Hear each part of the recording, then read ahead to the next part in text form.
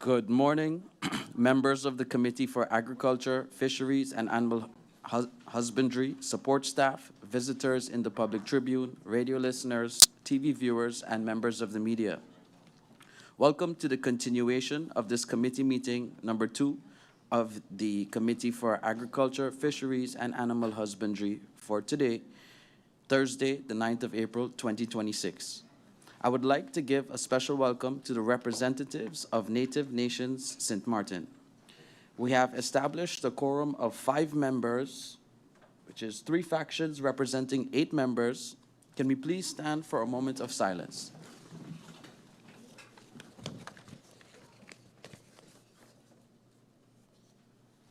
Thank you.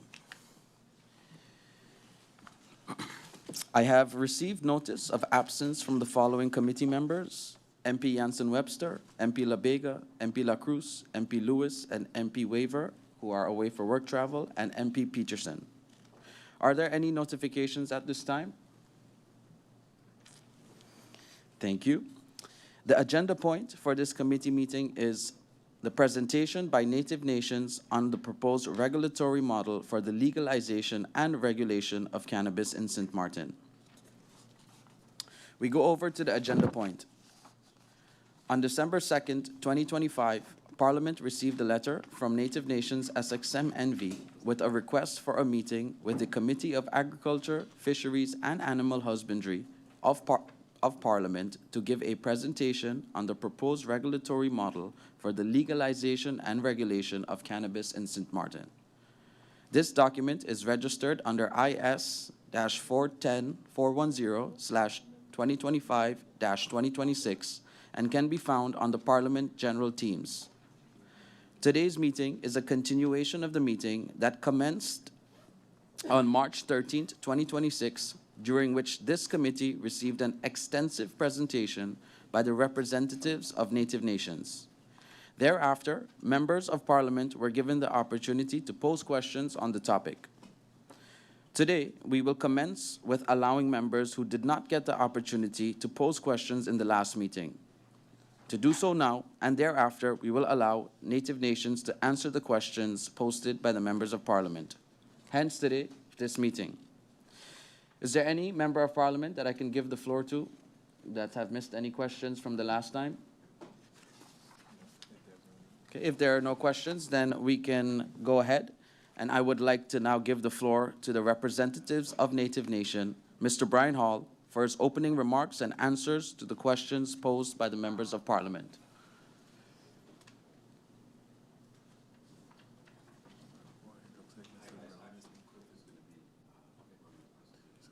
Okay.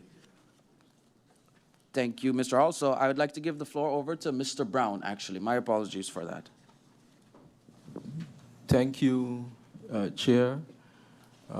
Good morning, Honorable Chair and all Honorable MPs present.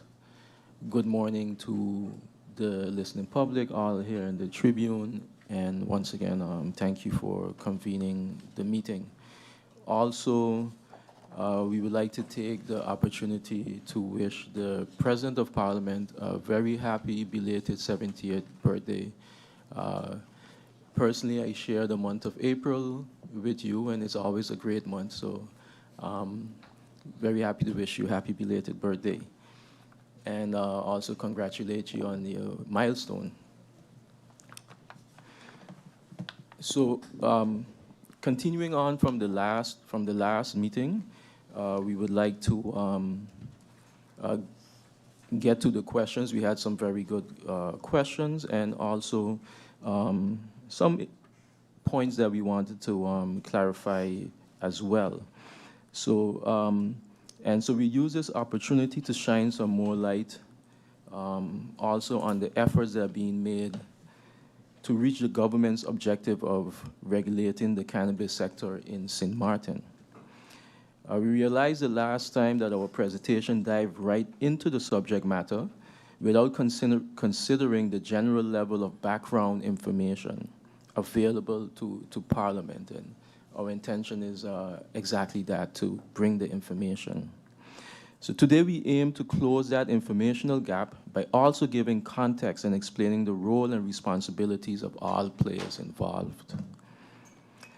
This session is prepared at the request of the responsible ministers and presented by NNC SXM as the project lead in the Cannabis Legislation Interministerial Work Group. And on behalf of that multidisciplinary working group installed to facilitate the legislation process of medicinal and adult use cannabis.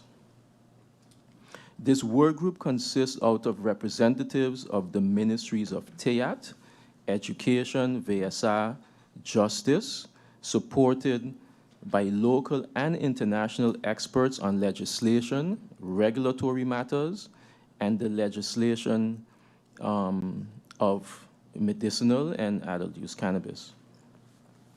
All decisions regarding this project, including the award of the bid and the terms of the further course of the assignment, were made by and remain the responsibility of the government of Sint Maarten. And we, as such, do not have then the mandate to speak on their behalf.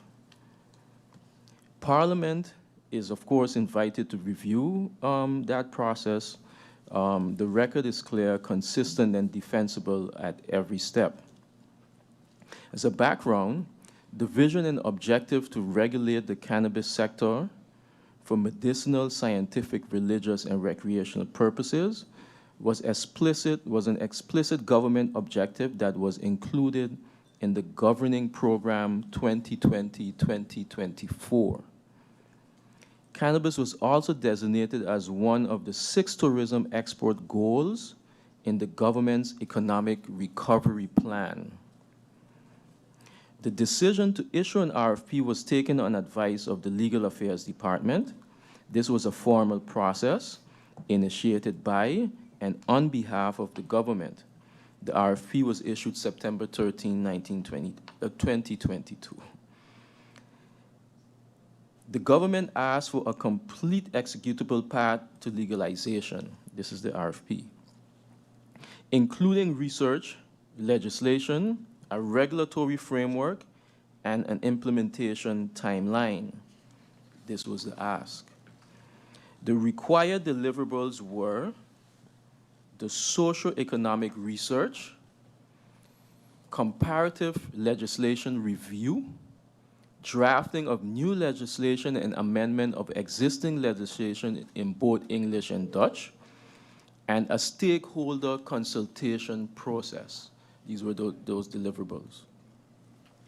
Collaboration with the National Cannabis Legislation Committee was an explicit requirement. It's also worth noting that during the RFP, there was a name that was the National Cannabis Legislation Committee.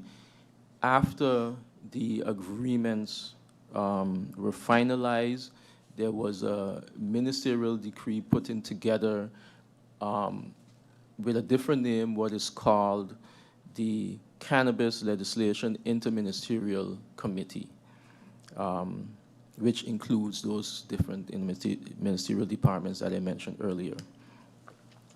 Important for this debate, the RFP explicitly invited bidders to include whether they wish to remain involved in the industry after implementation, including a concession request and details of their proposed investment.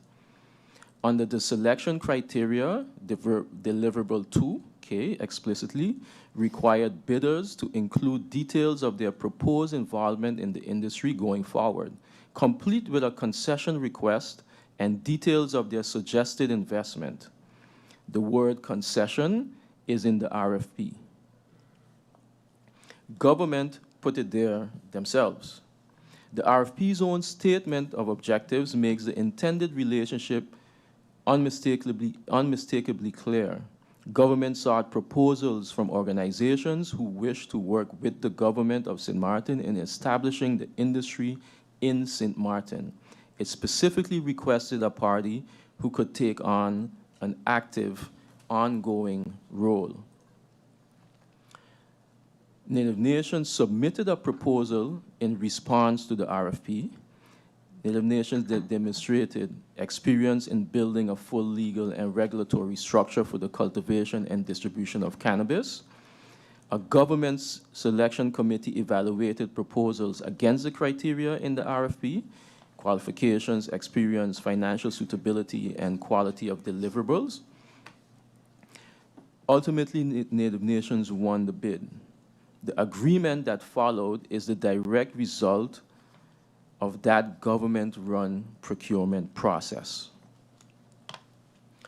Tasks of Native Nations in this agreement. Native Nations provides legal and technical expertise to government for establishing a responsible legal framework covering the full cannabis chain: cultivation, processing, testing, and distribution. Native Nations conducts research into the social, financial, and economic impact of legalization. Native Nations drafts the relevant national ordinance and related legislations for Parliament's consideration. Article 2.9 of the agreement is of importance. Government pays nothing for these services, no costs, no fees. Government receives expertise, legislation, and help with the implementation with no financial obligation whatsoever. Government committed to involving the Interministerial Work Group, Py2025 number 11, for those that wish to look it up, to support the collaboration with Native Nations. This has been done. The concession. The agreement provides for a concession as proposed under point 2F of the RFP to Native Nations as consideration for the services delivered. Native Nations receives the right to own and operate facilities for cultivation, processing, testing, and supply of cannabis in Sint Maarten for a period of 10 years, provided they comply with Sint Maarten law. During the preparatory phase, Native Nations also holds the exclusive right to import cannabis for the distribution purposes. In exchange for that concession, Native Nation establishes a foundation for social, economic, and environmental initiatives in Sint Maarten with annual contribution of $750,000. For anyone questioning the concession, this was not added after winning the bid, but was included in the RFP itself. Native Nations SXM included their proposed concession structure, which was assessed by the government, and after consideration, it was recorded in the contract.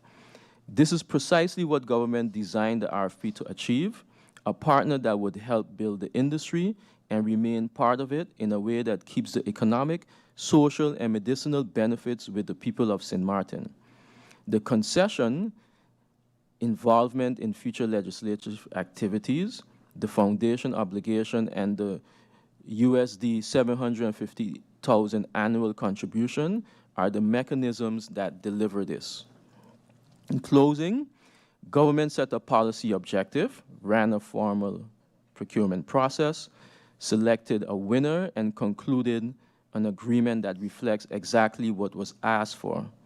Further decisions on implementation and legislation rest with the minister and, where required, with Parliament. Questions on the decision-making process regarding this topic cannot be answered by us. In this introduction, we answered already many questions, but there were some questions that we felt were based on some misconceptions, and we felt early on that we can clarify those, which would then help with the discussion further as well. We would then move on to the questions.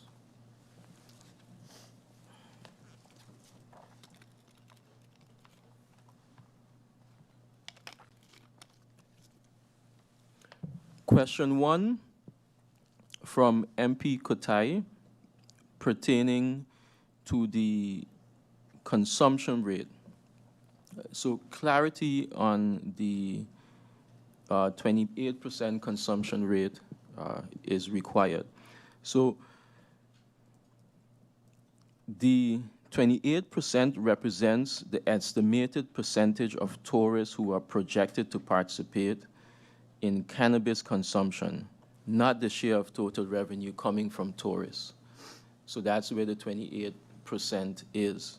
And then with that calculation, then it would be clarified. So the 28% shown in the presentation does not represent the share of total revenue, but the amount of total tourists that is expected to participate.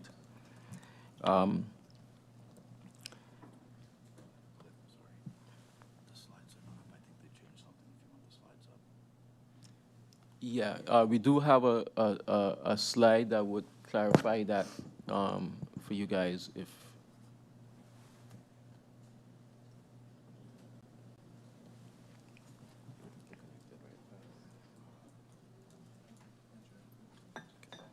I'm going to adjourn this meeting for 2 minutes.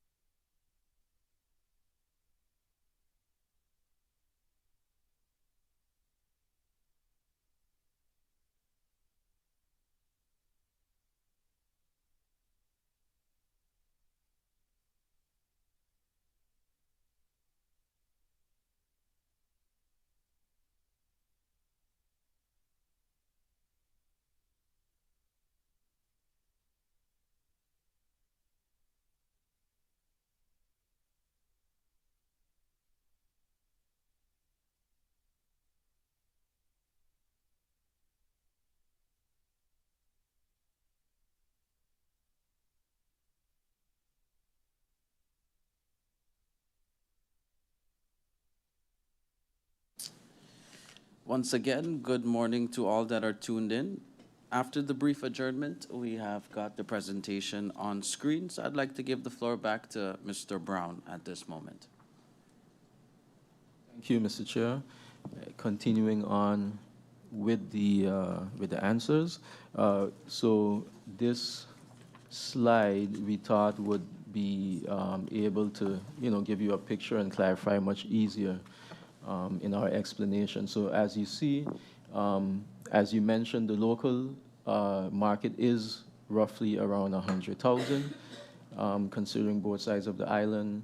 And we have a local consumption rate, lower base and a max, and also the local spend ranges. If you look at on the local market side, we took the mid case of 122 per spend, and that would then give the revenue ranges of about 29 million.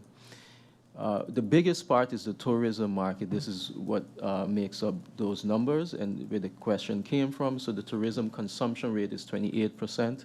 So 28% of that 2.5 million multiplied by a spend of $130 gives you the 91 million. And to clarify that 130 comes from data of jurisdictions, including Native Nations' own internal numbers currently for spend per consumer, as well as benchmarked with other jurisdictions.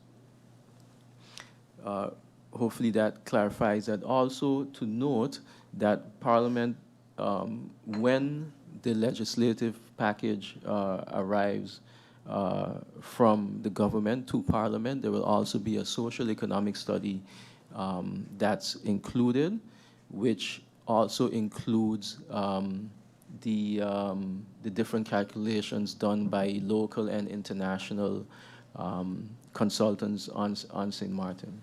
And that's almost done now and will become available hopefully in the coming weeks.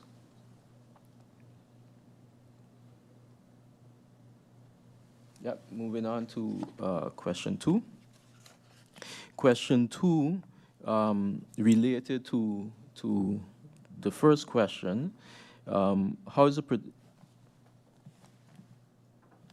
could such projections be calculated relative to our significantly smaller population base? So as we have shown, the majority of the numbers come from the tourist base. That makes up the largest part of the numbers. So again, looking here, you can see the total revenue, minimum, max, and the average. And the annual revenue per tourist. And then, of course, the total revenue pertaining to the markets. So this is how we arrived at those numbers.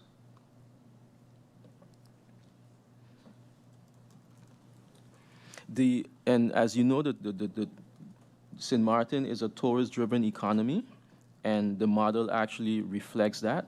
So as we do have a population of only 100,000, which is correct, but the island receives over 2 million visitors annually when you combine cruise and stay-over tourism. So this creates, of course, a much larger rotating base, consumer base. And thus, the model is not population-based, but mostly a tourism-adjusted model, which is how economies like Sint Maarten are typically evaluated. Looking at the Netherlands, of course, then is a different type of market. It's fairly well known as a cannabis market for the last 50 years. And their sales were actually through coffee shops, but cultivation of cannabis was not legal. This fostered a major backdoor problem of illicit cultivation and sales. So the Dutch government in 2017 planned to rectify this issue, and in 2022 they launched a regulatory program called the Closed Coffee Shop Chain, with the initiation of legal cannabis cultivation with a 3-year transition period. The sale of legally cultivated cannabis began then in 2023, and the program was expanded in 2025. The government will evaluate again in 2029. If you look at their numbers, a 2022 report found that the average 560 daily visitors across 125 coffee shops. The main reasons for purchase were the location, convenience, atmosphere, and space, and high-quality products. However, since there is no full regulatory program, they cannot capture the true market data and demographics, or full tax revenue either. So these are the dynamics that make up how the Dutch or the Netherlands market works, and thus it is not necessarily comparable as it's different markets. Of course, the regulatory frameworks can be compared, but the markets are very different.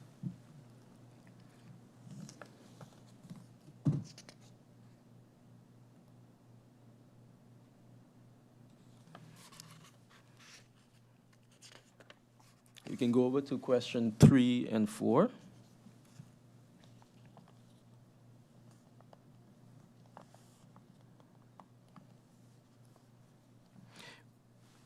Question 3, pertaining to the land allocated for 19 farmers, is that land privately secured, or are you seeking government allocated land? I also saw the possibility for export. Will our local farmers have access to exporting their product? So all land options are currently being evaluated, including both private and government long lease. Pertaining to land, this is being done thoughtfully rather than quickly. Evaluations on private options have already been made and are still open for more options and alternatives. Government long lease and/or hybrid model is also not out of the question. However, this would have to be a government decision, but is not something that Native Nations SXM is relying on. Local farmers will have export access, and the framework includes the training and certification pathway for such.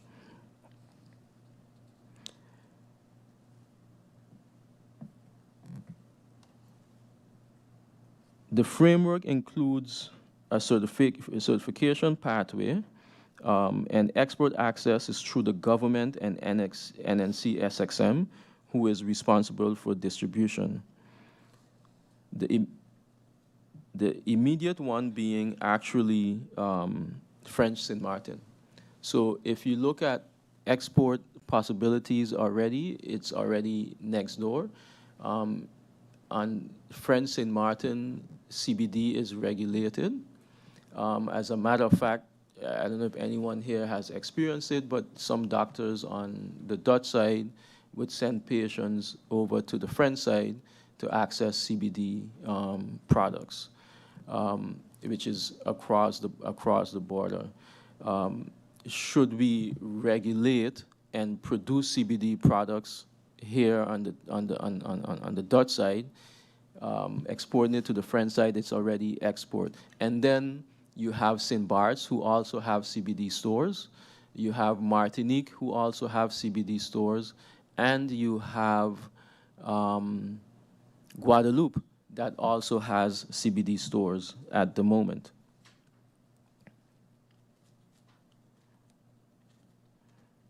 Other than the immediate export possibilities for CBD with our neighbors, we also have at the moment Antigua, who is mainly based on export. You also have St. Kitts, who is mainly based on import, and you also have St. Kitts, who is also mainly based on import. All those are also export opportunities for Sint Maarten should we regulate. Considering the Dutch program that is now ongoing, it is also a possibility that soon Sabre Station in Bonaire might also be regulated and be an opportunity for export for Sint Maarten. Further to this, export to international markets, particularly Europe, requires compliance with the EU good manufacturing practice. The EU goods manufacturing practice, which is the EU GMP certification, and good agricultural and collection practice standards. Our framework includes training, technical assistance, and infrastructure to bring Sint Maarten farmers to that standard.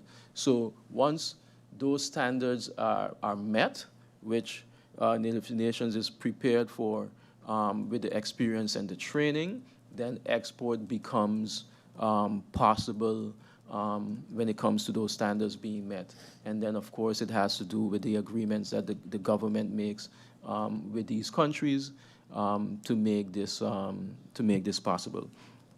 Further than that, Native Nations and its partners are already busy with export activities to Europe, and thus these networks make it easy and available, or easy is not a good word, but make it possible for Native Nations SXM to jump on that route, so to speak. So this is not something that is unattainable for Sint Maarten. Through the training and the correct standards and through the availabilities around it, and also through the network of Native Nations, this is a real possibility that will be worked on once there's a regulated structure in Sint Maarten.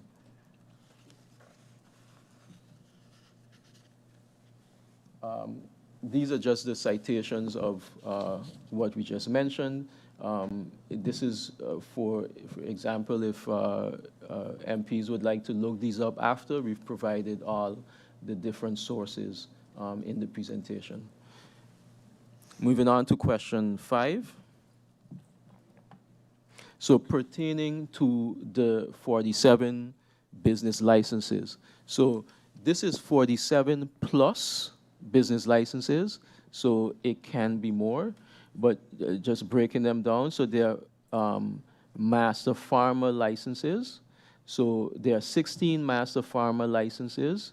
There's a talk about 19. However, there are some farmers who have opted for indoor grow, which is a different category. However, there's about 15 to 16 that have opted for the outdoor grow. And the reason why some of these farmers, all of these farmers are also growing food.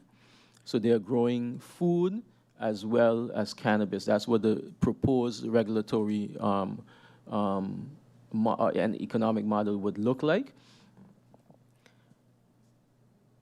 And to explain this a little further, just for it not to be misunderstood, the outdoor grow is more, it's not like, growing outside in the ground. It's more of a in-house kind of grow. It's like a grow house. The dispensary is about 8 licenses. The CBD retail locations is another 8 licenses. And then you have the on-site consumption lounges, which is about 14 licenses. So these are 14 locations where people are allowed to consume. Outside of that, they are not. There are pharmacy licenses, 8 of them. And there's a transportation licenses. There's a cultivation licenses, which also includes 2 distribution, or what we call distro licenses as well. Next page. So for moving on to question 6, which is mainly about support for drug abuse services, we will be passing this on to Dr. Rosado, which has been one of our specialists that's been helping us with our full medicinal program, as well as our public health policy research and studies. Dr. Rosado is a primary care physician. Dr. Rosado is a medical cannabis physician. He's a ketamine-assisted psychotherapy physician. He's an emergency medical technician, paramedic, a certified nursing assistant, Doc MJ, Florida. His education is Doctor of Medicine, Master of Business Administration, and he's also author of Hope and Healing, The Case for Cannabis. His specializations are in medical cannabis policy and regulation, mental health and behavioral medicine, ketamine-assisted psychotherapy, chronic pain and palliative care, and international cannabis market development. And I'll pass it on to Dr. Rosado to answer the questions pertaining to drug abuse services. I think we would be moving on now to questions from the Honorable MP Artwell Arian. Dr. Rosado, you may have the floor. Good morning, members of Parliament of Sint Maarten. I'm Dr. Joseph Rosado, hailing from Central Florida, USA. First and foremost, I'd like to acknowledge the question as an extension of responsible legislation. Member Irion, you are raising exactly the right question, and it needs to be addressed explicitly, not assumed. Support for Turning Point, the Mental Health Foundation, and related services is not optional in this framework. It is structurally funded. The 3% referenced in the general prevalence of psychosis in the population, it is caused by cannabis use. I'm sorry, it is not caused by cannabis use. The 3% reference is the general prevalence of psychosis in the general population. It is not caused by cannabis use. There is no established primary causal relationship between cannabis use and the onset of psychosis in the general population. I will be addressing this more detailed later in the presentation, so please stay tuned. Risk is concentrated in individuals with underlying genetic vulnerability. This is consistent across psychiatric and epidemiological studies. Sources are available upon your request. Under prohibition, these institutions receive zero direct funding from cannabis activity. Under regulation, a defined percentage of revenue is ring-fenced by statute. Not discretionary, protected by law. Any good framework considers how cannabis may impact mental health conditions, particularly schizophrenia and psychosis. However, it is also important to be very clear that there is no established primary causal relationship between cannabis use and the onset of psychosis in the general population in healthy individuals without genetic vulnerabilities. In regulated markets, demand for substance abuse services related to cannabis does not increase. It typically decreases. The data does not show a consistent increase in cannabis-related treatment demand after regulation. In several jurisdictions, there is evidence of substitution effect where higher-risk substances use decline. Dozens of studies over the last 30 years, and the reason I say 30 years is because the first state to be legalized in the United States for the use of medical purposes was California in 1996, the year that my twin daughters were born. So that's why I remember that.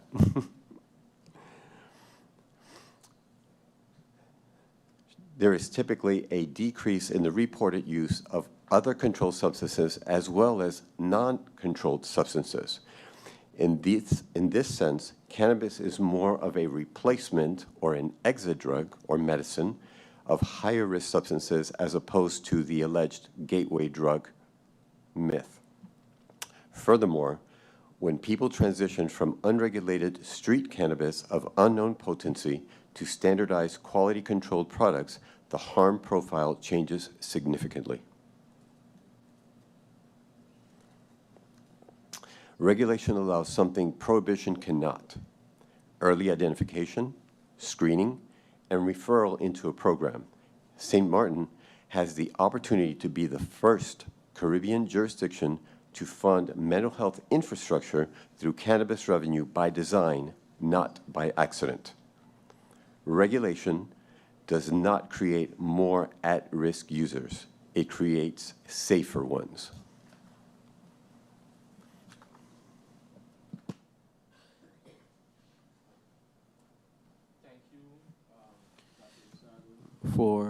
Thank you, Dr. Rosado, for those answers.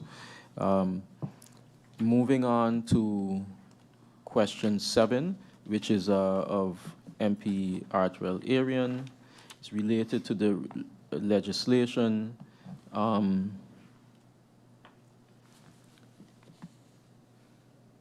Justification for regulation cannabis in terms of social impact, health benefits, and economics.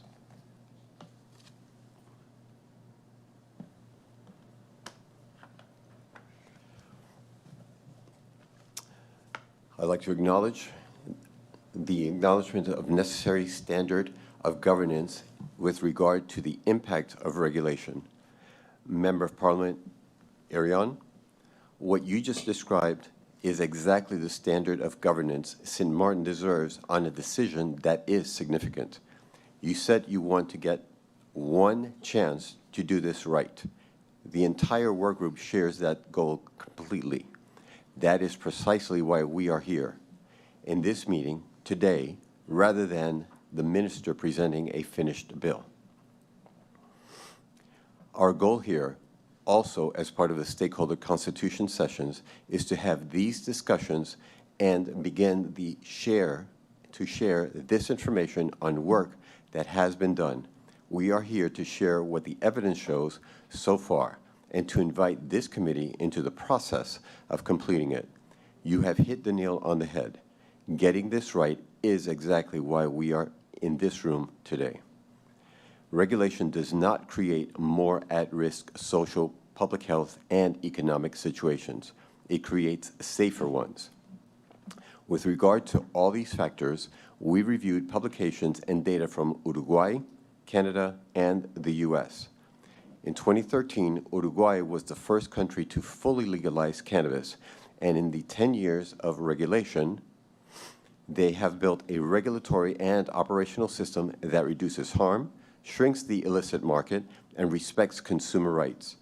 Results from their 10-year report card showed no significant increase in youth use, reduced criminal market activity, and a stable public health indicators. Successes of their program include a stabilization of problematic cannabis use, an overall decline in cannabis consumption, a higher average age of first cannabis use, and a significant shrink in the illicit market. Areas identified for continued improvement include expanding geographic access, diversifying product offerings, and integrating into global export markets. These are the exact lessons we have incorporated into our framework by design. Their future outlook will focus on stronger public-private collaborations, investment in research and development, updates in regulation to expand legal access and improve user experience, and integrate Uruguay into global markets. Canada legalized cannabis in 2018. And released a legislative review of their cannabis regulations. Their expert panel investigated the impact of cannabis regulation across sectors such as public health, economic, social, environmental, and several others. They found no increase in youth use consistent with data from the U.S. jurisdictions and confirmed independently by the Drug Enforcement Agency in March of 2026.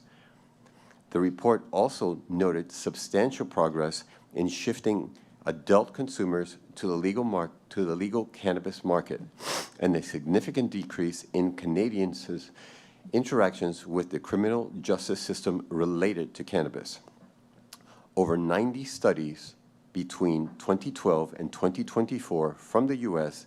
evaluated the impact of state-based cannabis regulation and found overall a positive impact on cannabis use, youth access, crime, traffic safety, workplace performance and safety, alcohol consumption, and other drug use, increased tax revenue, job creation, and rising housing values. Data also showed cannabis exposure is not causally associated with either significant or residual detrimental effects on cognitive performance, is not independently associated with significant long-term changes in brain morphology, and is not associated with either a significant or long-term adverse impact upon intelligence quotient.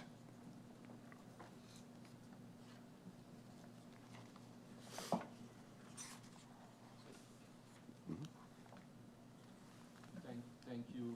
Oh, sorry. We will continue on to question 8 of MP Artwell-Arian. MP Artwell-Arian drew some references to the benefits and the drawbacks of other models and asked the question, how is Sint Maarten going to beat these other countries?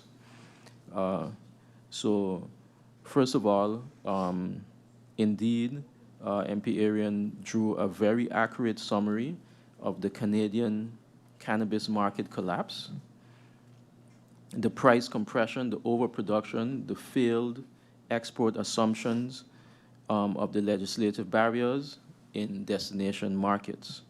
This was described precisely as it happened, and the fact that MP Arian and others knows the history is exactly why Sint Maarten is fortunate to be reviewing this now in 2026 rather than in 2018 when Canada launched.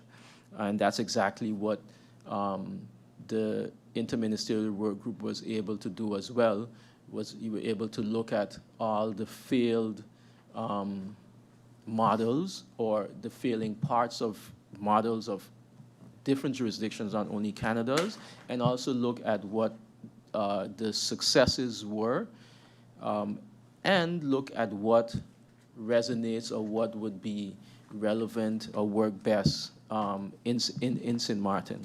So yes, indeed,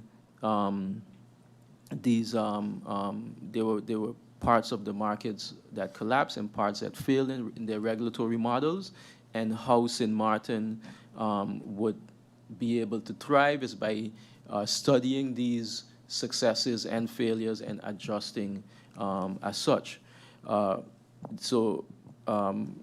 Which is the benefit of hindsight. So we have studied what worked and what has failed. And this is not only Canada, but also Colorado, California, New York, the Netherlands, also Antigua, and St. Kitts, Jamaica, and Uruguay were some that were looked at. And some of these countries had the hardest transitions and share common failure points, such as inadequate packaging controls, which was a very dangerous point that was able to be studied.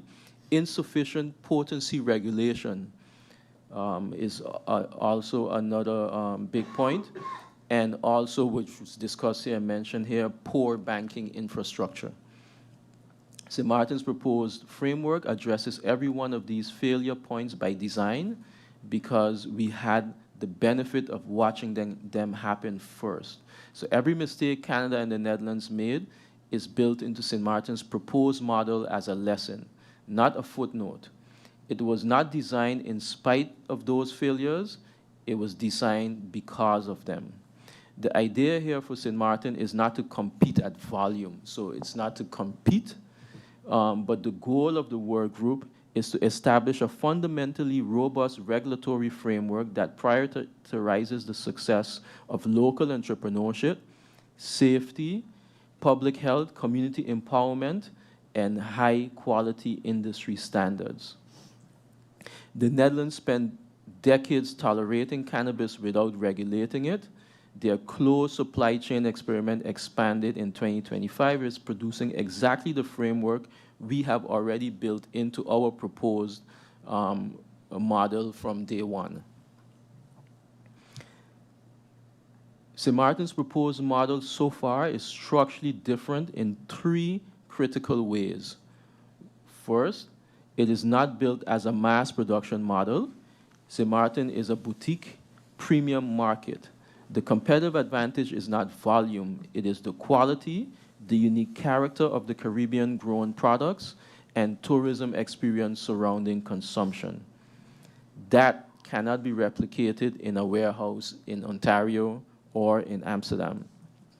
Second, our export strategy is not speculative. We have existing relationships with licensed producers in Canada, the United States, and South Africa who are actively exporting to Europe today under EU GMP certification. We are not guessing at export markets. We are connecting the pipelines that already exist within our framework, within the nation's framework. Third, our financial model does not depend on export to be viable. Export is an upside. The core model is self-sustaining on tourist and local consumption alone. We have a strong conviction to adhere to the necessary standards for export and competition on the global level. Individually, collectively, and through our networks, we have keen understanding of global and nested jurisdictional market fluctuations and what it takes to be a successful exporter. Our US-based partners operate vertically across multiple regulated jurisdictions and actively apply data-driven analytics and best practices. And so, to sum it up, the pertaining to export, these are already ongoing within parts of the teams that is in-house, within parts of Native Nations Global and other partners who are already exporting and would then facilitate those pipelines for Sint Maarten, for Native Nations SXM, of course, with all the necessary legal and government agreements to go with it. So we're hoping to answer that question pertaining to export, and also to further expand on that. Native Nations has several, for example, in the U.S. already, Native Nations already has several distribution locations, and local farmers here can create their own strands, their own IPs exactly here, which can then be exported based on Native Nations positions already in the US. However, even a smarter way, and this is just one example, but even a smarter way is that makeup, that strain, that strand can actually not have to be physically exported, but it can be produced in the US itself, and then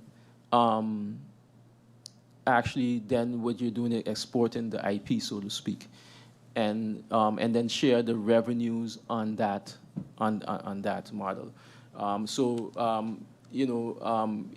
Thank you for those questions, and the team, the work group, and Native Nations has spent a lot of time on this actual point as well, ensuring that these could be done, because same as you, we would love to see when it happens where we have Sint Maarten's farmers having their strands out there in the U.S. and the rest of the world as well. That's a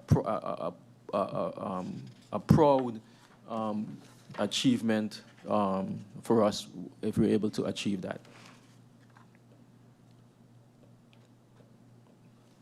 Moving on to question 9 pertaining to banking, also another very important question by MP Arian.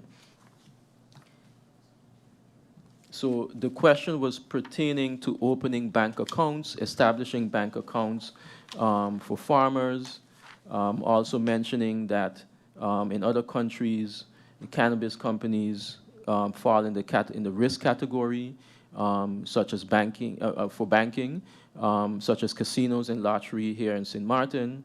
How are we mitigating that? Are we going to be a cash-based system? And the MP sought clarity on this. So banking is one of the most consequential infrastructure questions in this framework, and it is treated as such by the work group and not an afterthought. Though it is still evolving in the United States, solutions do exist, and they are being implemented successfully in jurisdictions with constraints similar to ours. That is happening right now, also including Native Nations Global as well, who is banking at the moment. Several Caribbean banking institutions and international fintech providers now offer compliance account to licensed cannabis businesses. We are currently in conversations with some of them. In our consultations with the Central Bank of Curaçao and Sint Maarten, we were able to establish a clear regulatory distinction between what would be licensed cannabis businesses, which are legal, tax generating, and government approved, of course, assuming the passing of a law, because then it's legal. And of course, comparing this now to higher risk categories for, like unlicensed gambling operations. That distinction matters enormously for banking access, and we believe it would be achievable. The legal framework, if formalized through legislation, will be supported by a cannabis oversight commission. So that was one of the points that was very critical to the central bank, that there's an oversight commission, so that makes a difference already pertaining to the industry. So the oversight commission was one, that it would be auditable. That was very important, with a seed-to-sale tracking system. So as we had mentioned in our presentation, there's a seed-to-sale tracking system, meaning that once a seed is planted, every seed is tracked from the day it's planted to the point of consumption. So when someone purchases a batch, it is known through this system exactly when it was planted, what was planted, when it was tested, what the potency is, how much water it received, 0 pesticides, 0 preservatives, reverse of osmosis water, the dates of nourishing. Everything is tracked through the seed-to-sale system up until the point of consumption. Also, what was important to the central bank was that it was AML and CFT compliant, which the seed-to-sale tracking also made it AML and CFT compliant as well. These were the points, according to the central bank consultation, that would make the industry bankable. Of course, a major issue with casinos and other risk businesses is a lack of an oversight commission. The Sint Maarten proposed regulation will be launched with an oversight commission, the Cannabis Oversight Authority, a compliant banking solution activity, is public, transparent, and legally backed. Regulatory and operational protocols such as AML, CFT, KYC, and UBO, pre-verified onboarding, centralized compliance logs, and audited reporting. And in conclusion, as per the question, no, the business is not expected to be only just cash. The proposed regulatory framework is actually based on a digital transaction model with mandatory seed-to-sale tracking and tax-linked reporting.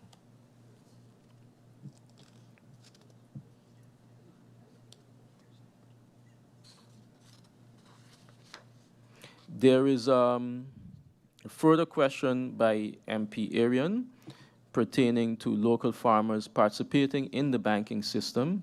Are they going to get a business license? And is that business license going to allow them to open a bank account? MP Arian also made reference to different payment systems like Venmo, PayPal. If we do not have them, and are we going to create our own?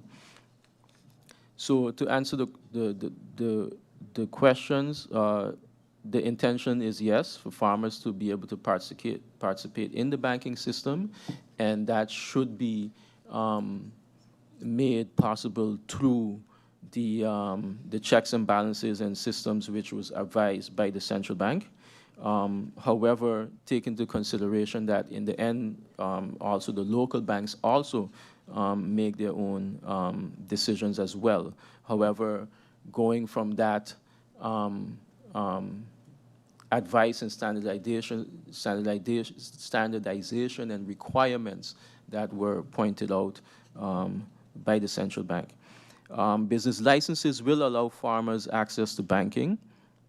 For local farmers specifically, the licensing framework will include a formal business license that establishes legal entity status. That is the foundational requirement for any banking relationship, and it will be built into the licensing process from day one. Farmers will have a business license that should allow them to open a bank account, meeting all requirements for compliance and traceability. Additionally, we'll utilize our resources and networks to ensure that they can fully participate. There are solutions to the island's limited payment system. We are aware that there are limited payment systems in Sint Maarten. However, we do have access to them with American banks through Native Nations Global existing banking relationships. To the other question, no, there are no current plans to create a banking app. It has not been a direction we explored as proven international point of sale and payment solutions used in regulated cannabis market in the US and Europe that have compliant and traceable frameworks.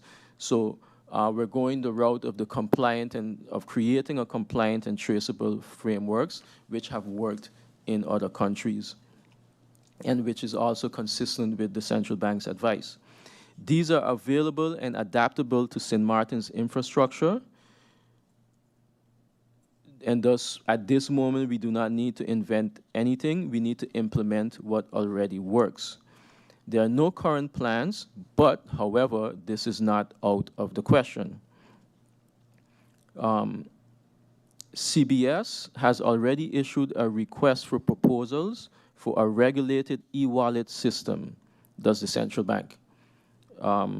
Has already issued a request for proposal for such e-wallet. The goal is to enable cash-free local payments between licensed entities and consumers in Sint Maarten and Curaçao. Features that were proposed by applicants include digital wallets tied directly to the central bank system, serial number tracking for cash to reduce illicit circulation, and integration with AML, KYC, and compliance databases for real-time traceability. And the CBCS is currently in the question and answer phase with the fintech companies that have applied.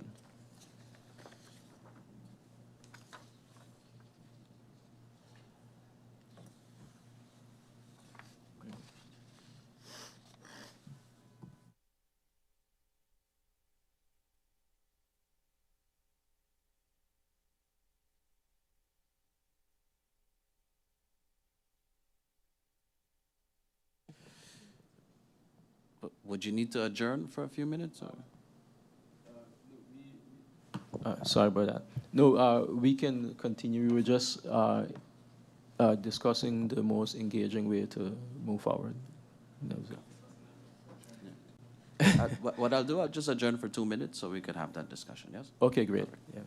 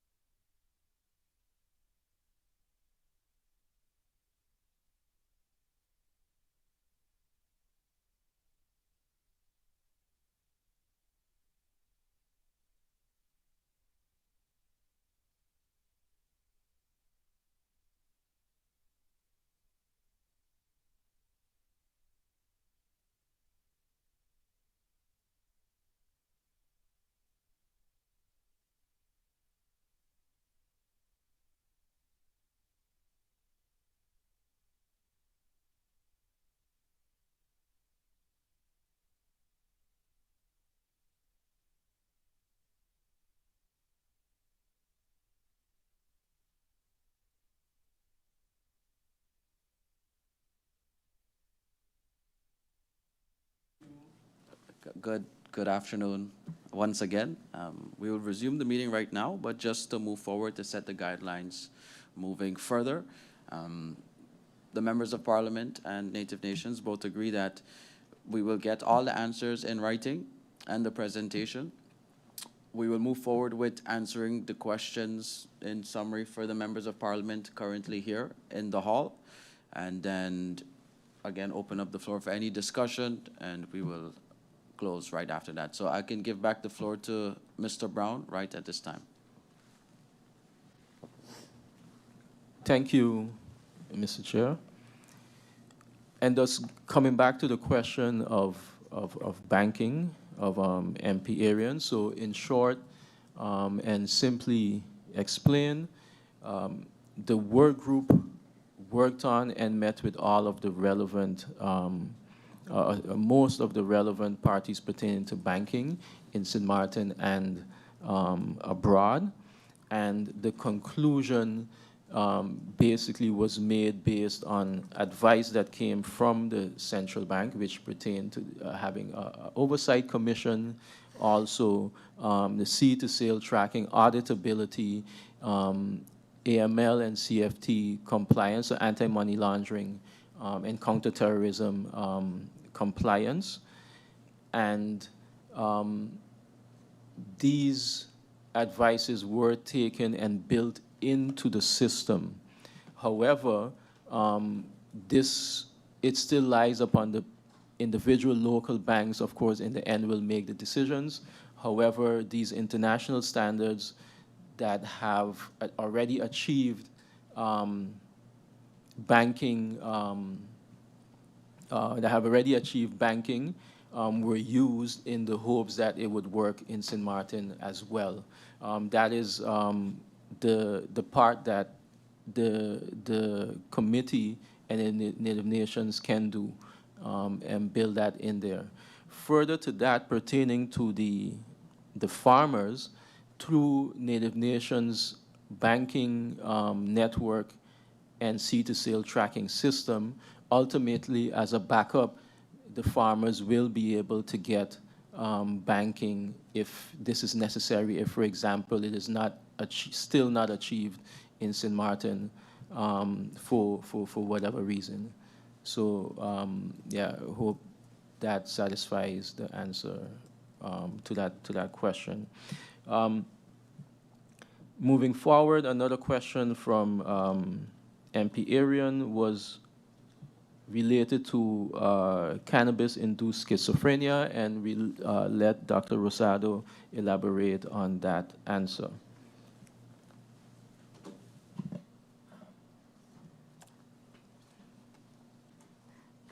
As I mentioned earlier, there'll be more details coming forthwith. So as we say in my country, lo prometido es deuda. What is promised is debt. So I'm paying my debt to you. First, sir? Member Arian, I want to acknowledge the personal dimension of what you shared. When someone shares that a family member was affected, that changes the nature of the conversation, and it should. You told us a family member was affected. That is not a statistic. That is a person and a family, your family. And it is exactly the kind of real-world experience that should be driving this conversation. So, I'm going to answer you as a physician, not as an advocate. Regulation is how we protect genetically vulnerable individuals. You asked what 3% represents in real numbers. Sint Maarten has approximately 40,000 residents. 3% of the total population, roughly 1,200 individuals, is the baseline prevalence for psychotic disorders in any population, regardless of cannabis or legislation. This number exists today under prohibition, which is this number exists today under prohibition. Within the cannabis-using population specifically, surveys suggest that 10 to 12% of the population regularly use cannabis, which is between 4,000 and 5,000 individuals in Sint Maarten. 3% of that group represents roughly 120 to 150 individuals with pre-existing genetic vulnerability. They exist right now, accessing unregulated, high-potency street products with no safety net. Regulation is how we protect them. Cannabis has not been established as a primary causal driver of schizophrenia in the general population. You are correct that the association between cannabis and psychosis is real and documented. I am not here to tell you it is not. What I am here to do is to give you the complete picture, because the complete picture is what responsible legislation requires. I want to publicly validate your point about potency. Psychosis is not about the number of joints. It is about THC concentration and individual neurobiological sensitivities. A single high-potency product can trigger a psychotic episode in a genetically vulnerable individual in a way that 10 low-potency products never would. Critically, the overwhelming majority of those individuals carry a pre-existing genetic vulnerability to psychosis. They are not created by cannabis. They are individuals who, right now, are accessing high-potency, unregulated street cannabis with no clinical oversight, no dosing guidance, and no safety net. The science does not support the claim that cannabis causes schizophrenia in otherwise healthy people. The association is real. The causation is not established. Again, in genetically vulnerable individuals, it can accelerate the onset of a condition that was already coming. Regulation does not increase that risk of schizophrenia. It reduces it because it introduces standardized potency, age restrictions, and clinical monitoring pathways. Genetic vulnerability is the key variable in the expression of psychosis. Genetic vulnerability is the key variable. A National Institute of Drug Addiction funded study, controlled family study, published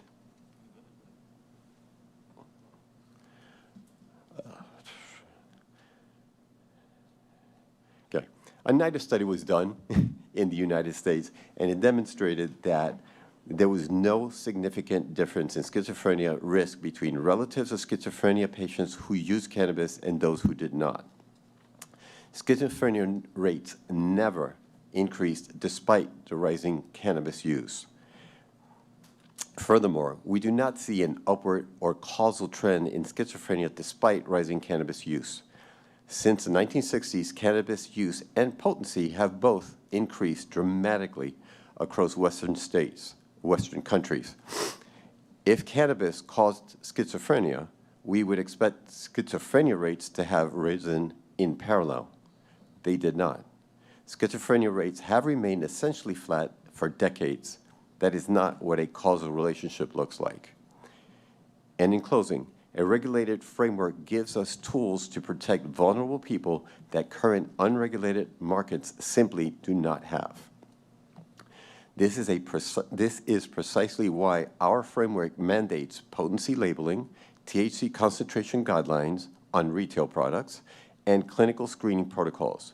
Regulation also gives us the tools to identify potentially at-risk individuals earlier, protect them better, and support them more efficiently and effectively than the unregulated market currently does. This is not a defense of cannabis. That is a defense for your family member and others in St. Maarten who deserve better than what they are getting right now.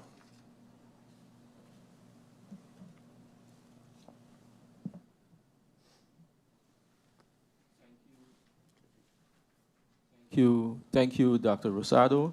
We'll move on to the other question from MP Arian pertaining to farmers' opportunity indoor versus outdoor. So to answer that question, yes, there are farmers who have opted for the indoor participation, and they that's what their expertise are or what they're interested in.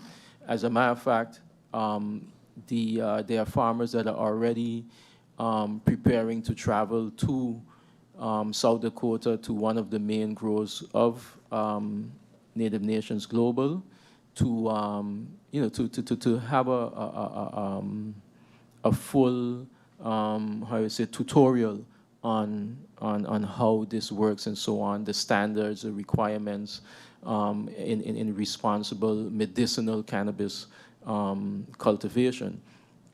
And then, however, there's a full model that was created for farmers who are outdoor farmers. That's what they do. So they've had the option to choose.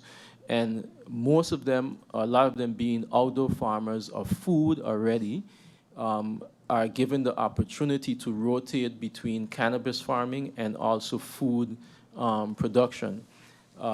And the rotation, which we explained, has a benefit pertaining to the soil, because the cannabis cultivation enriches the soil for further food growing, and so they'll be rotating and so on, and they will also be receiving or not receiving, but there will be a farmer's market that's established adjacent to the cultivation area, to where on a daily basis they can sell foods as well.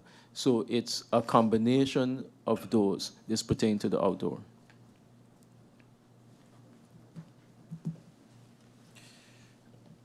Empyrean, you may have the floor. Just to make your answer quicker and shorter, given the time. So my question at that time was, based on the presentation was given, it was basically local farmers outdoor, in your presentation, Native Nations indoors. And the response today is stating that some farmers chose indoors, some chose outdoors, but that was not a reflection of the presentation. So I just think clarity needs to be given that based on the presentation, based on what was said last time, it was locals outdoor, basically, or farmers outdoor, Native Nations indoor. So just for clarity, now the statement is there are some farmers that have the opportunity for indoor. That was my whole argument then was based on the fact that I want to ensure that local farmers have the opportunity also to do indoors. If that's the case and they chose, then the whole point then would be a moot point, basically. Yeah, so we're now just clarifying and elaborating on the program. So indeed, we showed the outdoor segment, because for us that's a bigger segment that we focus on with the food farming and all those things. And we didn't really highlight it, but yes, also there's growers, and we call them more growers, that have opted for indoors, and they will also be trained, and yes, correct. Yeah, I think that answers that question pertaining to indoor-outdoor cultivation.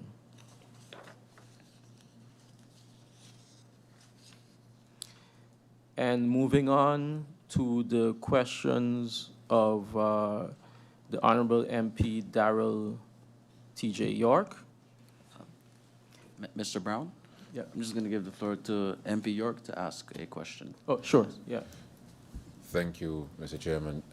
I know my colleague just asked for clarification, but I would like to have some extra clarification on that, sir.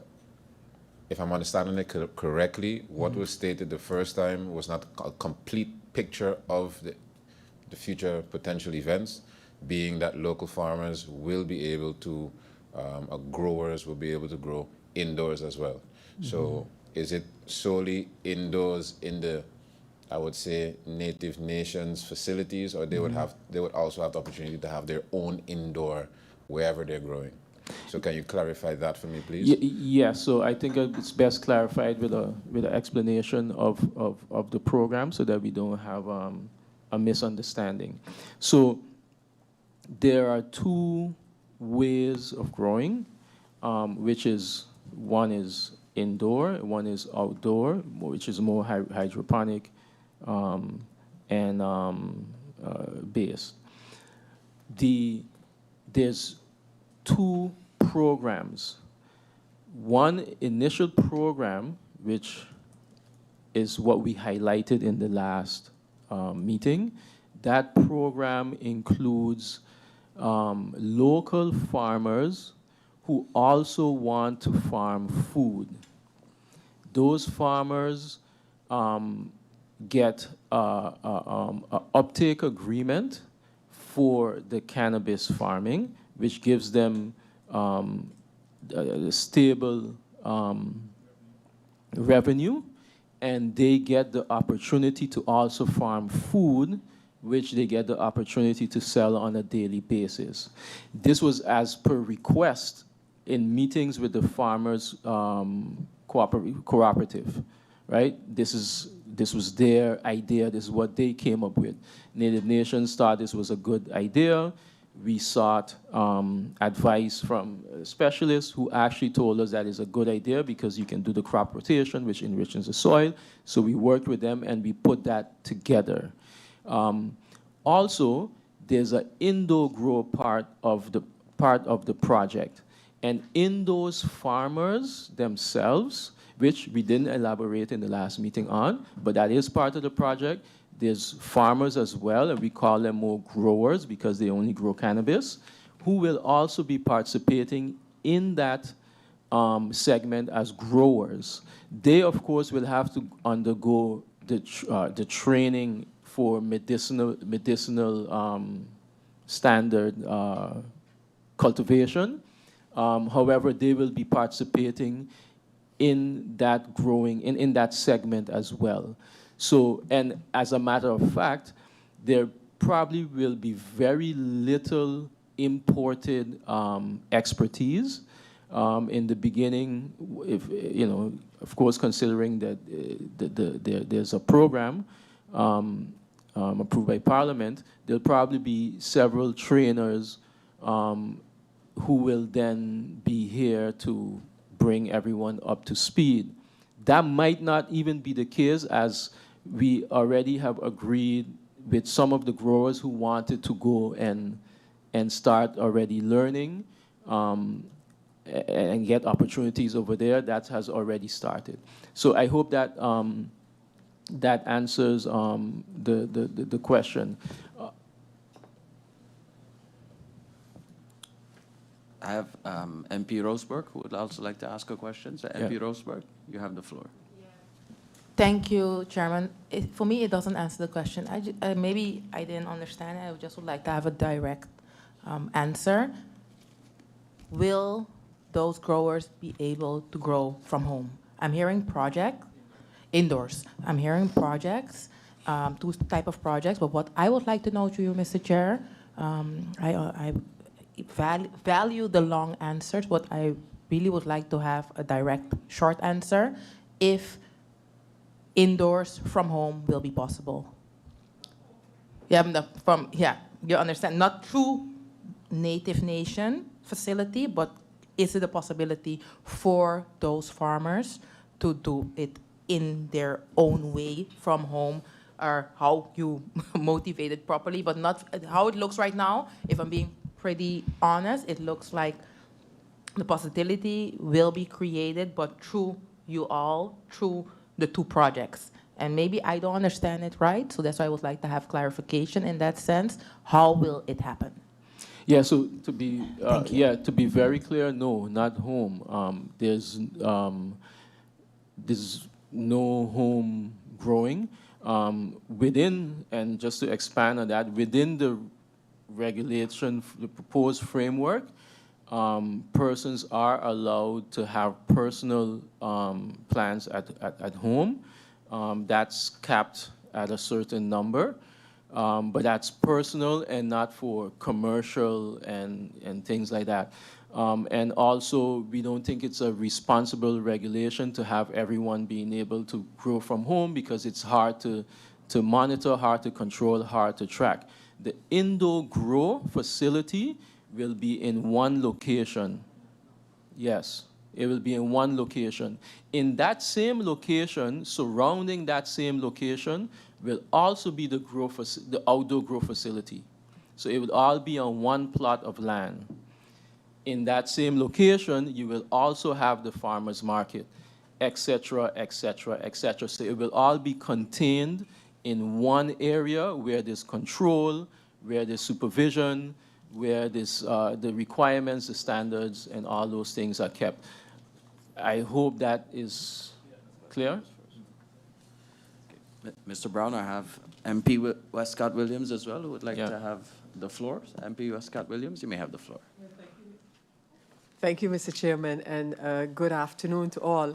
Mr. Chairman, I just had a more, in terms of the process, what is the intention right now? So I'm hearing some answers, and then we decided that follow-up questions can be asked, because I have some general questions, but regarding the presentation earlier. So I'm wondering, like, in what process are we right now? To ask more questions, or we await all the answers and we can interject? I'm just, yeah.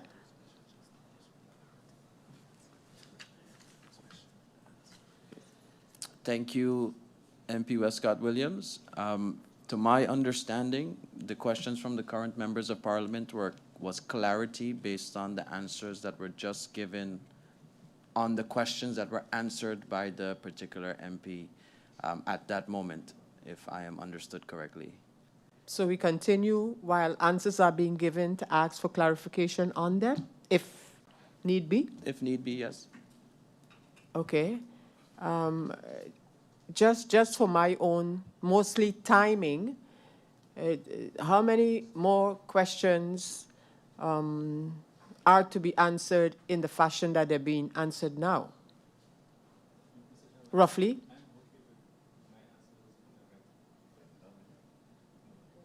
So for example, you now started with MP York. MP York and the other few questions, how many answers are we talking about roughly? Just to give me an idea what we're actually doing at this moment. Okay, Just because I too, Mr. Chairman, let me make it clear. I have some questions regarding the introduction. So one, the brief that was given at the beginning to kind of clarify matters, can that brief be shared with Parliament? And then I have some general questions about the reference to this, the committee, you know, work group, task force, whatever it's called, in terms of, you know, are the same persons still representing the ministries who were there from the beginning? I want to know specifically if in the stakeholders consultations, if there were any groups, organizations, or persons who had legitimate concerns, legitimate in the view of the esteemed person sitting before us. And if that is the case, then are there any mitigation proposals specifically to the concerns that were listed, and can these be shared? The concerns and mitigation of those concerns. I would like to hear a more in-depth comparison with similar jurisdictions. And I heard the Uruguay and the Canada issues. I also heard mention of Antigua and St. Kitts. And those comparable jurisdictions, can a clearer picture of comparison be made in terms of the startup, the pitfalls, the remedies, et cetera, et cetera. And then I would like to know more detailed information. We hear of where Sint Maarten could potentially have export opportunities, and the countries have been mentioned where this is anticipated and could be possible.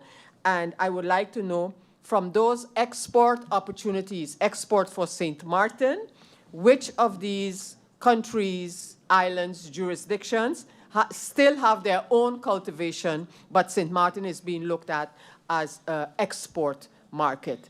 So, Mr. Chairman, I want to put these here, and I want to say that I don't mind getting them, getting the answers in writing, including my including answers to my previous questions. I don't mind getting them in writing, but I really would like to have that initial brief in which the relationship between government, because at the end of the day, that is where our oversight lies. So I really would get that brief from the members as presented. Thank you, Mr. Chairman.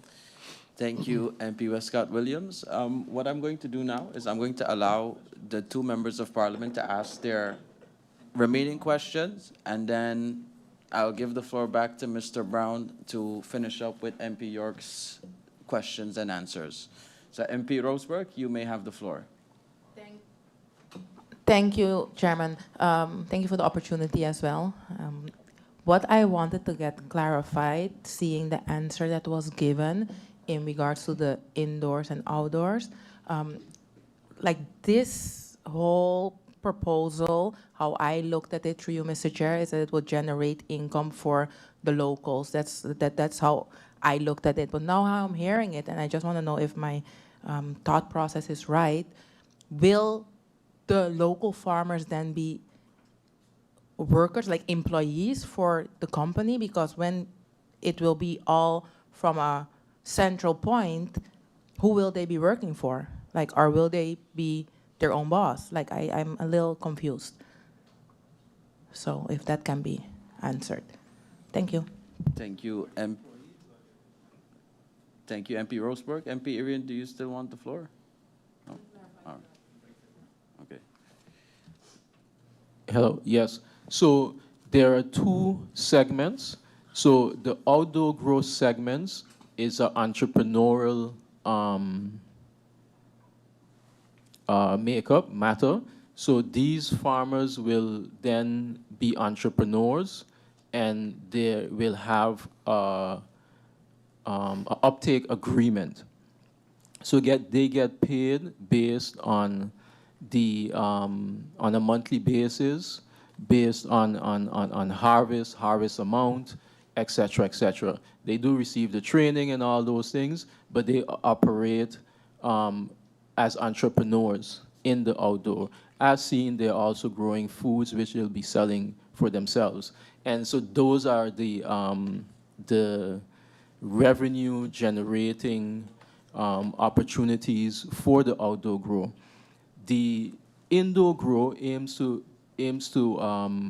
create about 250 something jobs. The growers within the indoor grow will be working with Native Nations in the indoor grow as employees. Whatever position and so on, that's how they will be paid under the management, so to speak, of Native Nations SXM. I hope that clarifies that that question. Thank you very much, Mr. Brown. I'll just give MP York, no worries. All right, you can go ahead with the answers for MP York, Mr. Brown.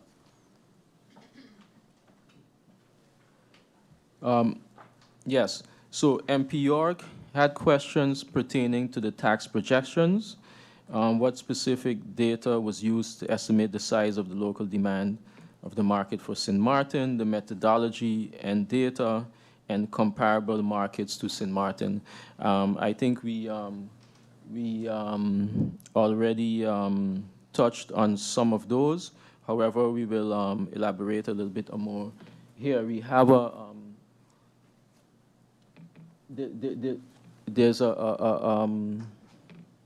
slide pertaining to the tax revenues.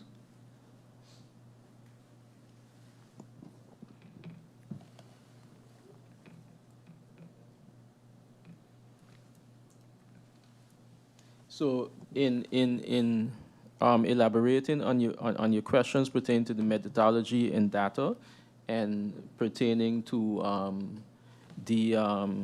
the tax revenues, this is basically how it's calculated. It's calculated with the annual.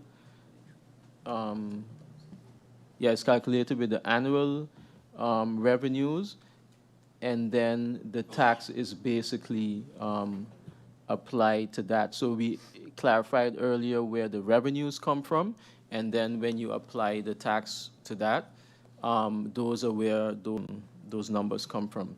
There's also a different, another slide that has more clarity than that. Was there another slide?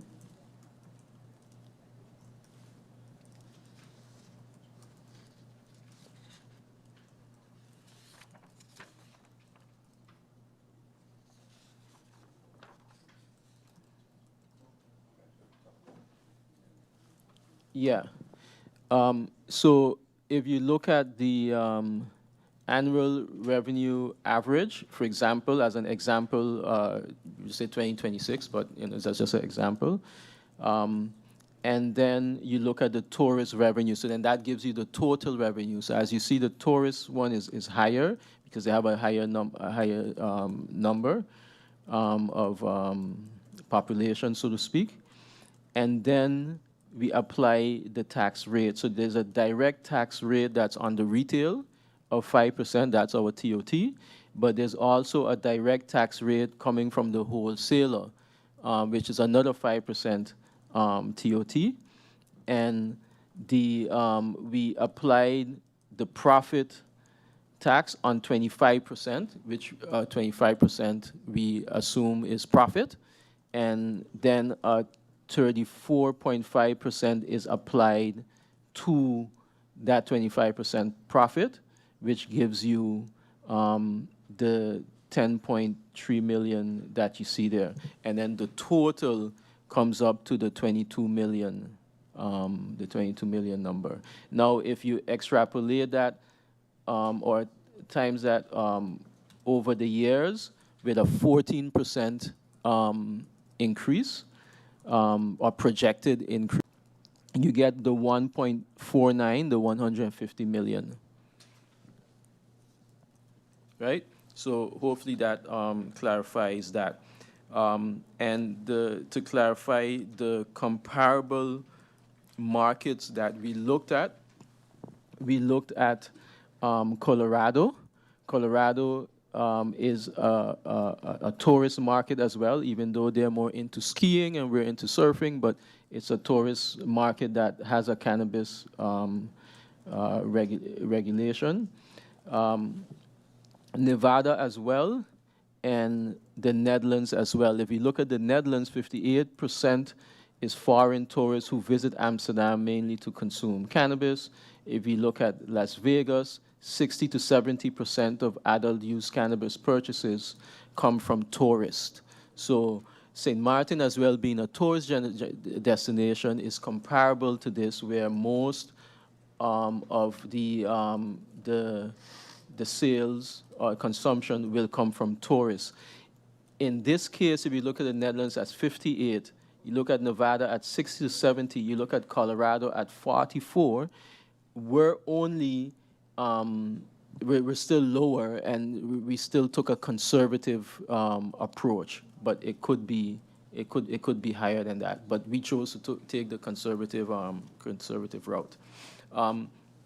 Also, to add to this, we would like to add that there is a independent consultant on the island that's doing their own independent study on the social but also the economic part of this, which will then be submitted to Parliament as well. So these numbers are not only done by Native Nations consultants, but also independent consultants, which all of these will be turned over for your review once it's completed.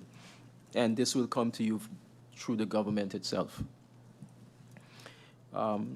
Next question, compliance and banking. I believe we went over most of those.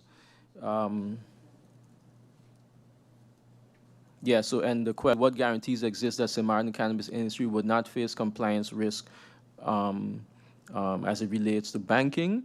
As we explained earlier, with the work group, we went through all of the different requirements that are necessary for jurisdictions that are banking cannabis. We also met with the central bank and got their advice on what they consider bankable, and all of those items are included within the legal framework to ensure that it is bankable. Of course, banks themselves would have to make those decisions themselves, when it comes down to it. However, within the framework itself, all of those items that we mentioned earlier pertaining to compliance are built within the framework. And again, as a last resort, Native Nations Global does have access to banking, which it can offer to farmers, local farmers here in Sint Maarten as well. The other question pertaining to the public health burden, we will let Dr. Rosado elaborate on this as he is the expert in the public health burden. And usually we like when you give these explanations based on your expertise. Yeah. Mm-hmm. So, MP York, you had done a follow-up question to the 3%. I believe we've answered that, or I've answered that extensively. Do you have any further questions on that? Noted. All right, so the next point to address is your concern regarding public health. Understood. So the short answer is no, it does not increase. It decreases. That's the short answer, very direct. Now, if with your permission and the chairman's permission, I'd like to share a story with you. Is that okay? Excellent. So imagine an individual that has the following conditions: seizures, post-traumatic stress disorder, general anxiety disorder with panic attacks, major depressive disorder, moderate and recurrent, attention deficit disorder, fibromyalgia, hypothyroidism or inactive thyroid, lower swelling of the lower legs, hot flashes, and overweight. What does that person look like to you? Imagine one individual having all of those conditions. Imagine also this individual taking 42 to 58 pills per day, whose life revolved around her cell phone alarm to take her medications. She became a patient of mine in December of 2017. At that time, although it was legal in the state of Florida, unfortunately, it was a paper trail. And for her to obtain her medical cannabis card, she had to wait 2 months. She didn't have to wait 2 months to get any of her opiates, any of her amphetamines, any of her narcotics to manage and treat her conditions. But she had to wait 2 months to get a plant. Once she obtained her card and was able to go to the dispensary and purchase her medication from a regulated, independently tested, third-party testing facilities, within 3 months, those 42 to 58 pills a day dropped to 3 pills a day. And today, she's on no pills per day. It is just utilizing the medical cannabis. Following those 3 months of care, and this was the first paper I published in January 6th of 2019, upon starting the treatment, and then after the first 3 months, she came in with her husband. And her husband, with tears in his eyes, said, "Thank you for giving me my wife back." She was a wife, she was a mother, she was a daughter, she was a sister. She was now able to work. She was now able to volunteer at her church. She was able to pick up her children at school and not be doped up the entire time. That was a public health risk. Now, let's fast forward to the beginning of this year. Do you remember when you were 22 years old? Okay. When you were 22 years old, you were probably enjoying life, going to the university, had a car, felt comfortable, right? Had a pretty good life. Imagine a 22-year-old child that, at the age of 16, was involved in a severe automobile accident where he fractured multiple bones in his body, including his spine, was prescribed heavy-duty narcotics, became dependent, and then later addicted to said narcotics, because the pharmaceutical industry and the opiate crisis in the United States prevented the dispensing of certain medications, this individual had no recourse but to go to the street and purchase heroin from the street, became a heroin addict. At the age of 19, on his birthday, or I'm sorry, at the age of 21, on his birthday, his mother and he decided that he was not going to be addicted any longer. And he began a program and was clean. For his birthday in late December, early January of this year, he purchased some cannabis on the street. He got some wax, which is the oil that was extracted from the plant, was then formulated into a substance that looks like wax, and he went to dab it in celebratory fashion for his birthday. The moment he inhaled said product, he noticed and felt the same feeling that he felt when he was on heroin. He knew that that product had been laced with something that should not have been in that product.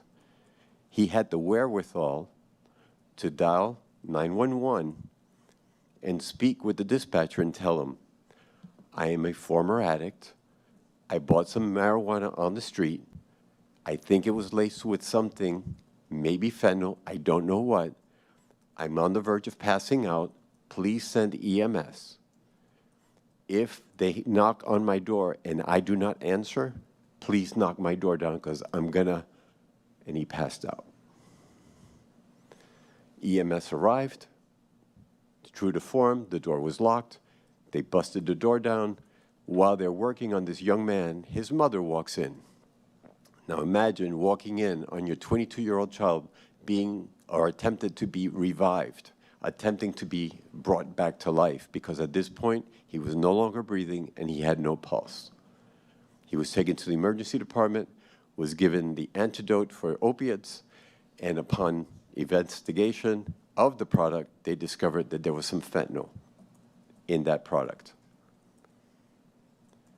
He's able to live and tell me the story.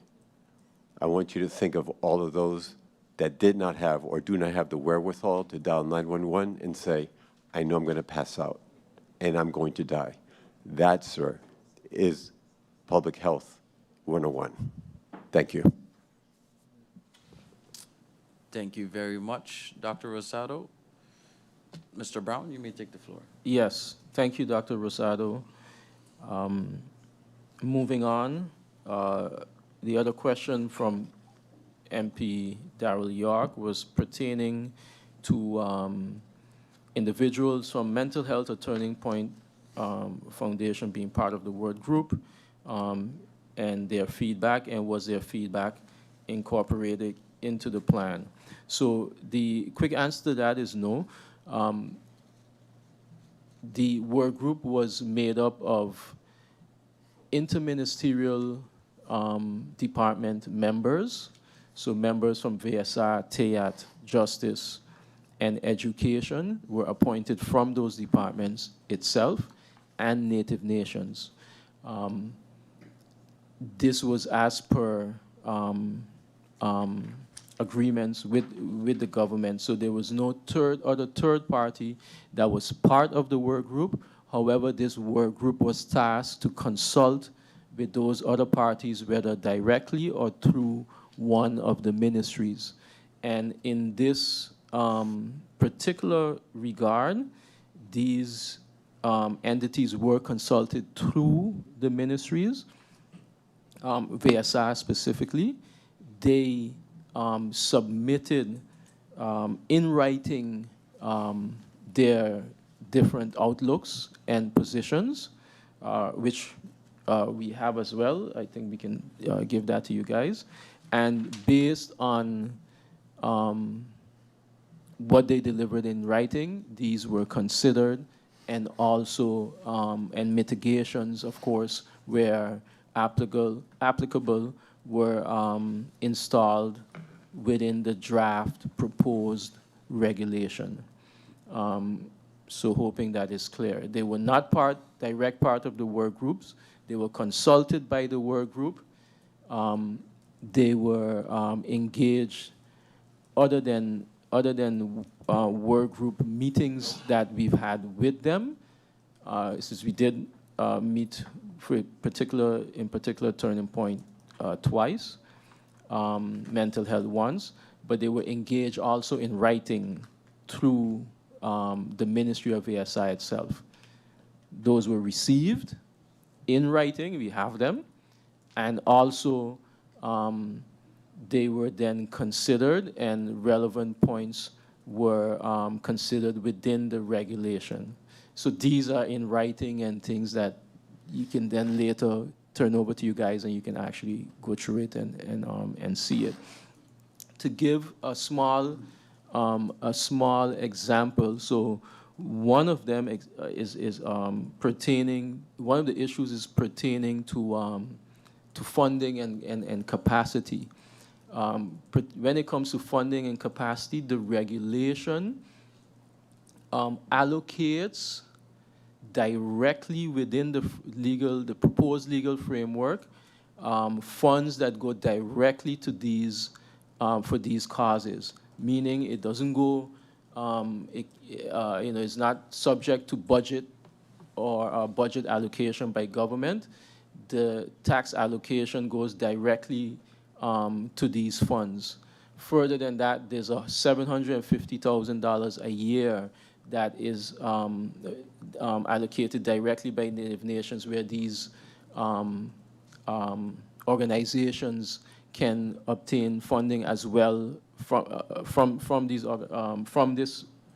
fund.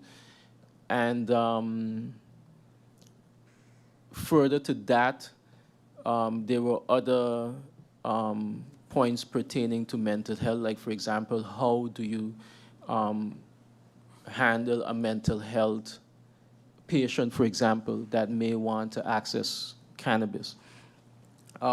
So at the moment, there are no restrictions in place where either Turning Point or mental health candidates or patients can access cannabis. They do so freely right now in the unregulated market.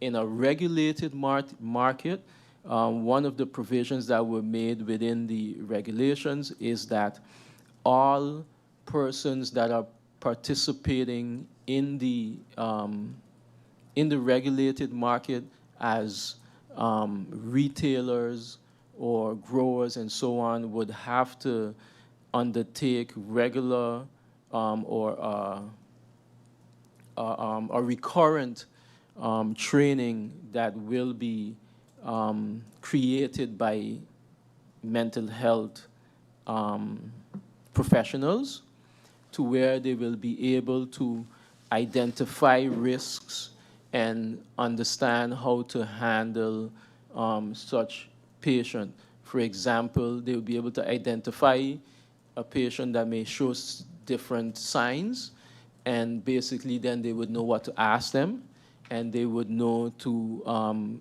what to advise them, and can refuse sale to that person. So in a regulated market, or in this regulation, this would then be possible. So this is just one of the examples that came up through discussions or through engagement with these from these entities.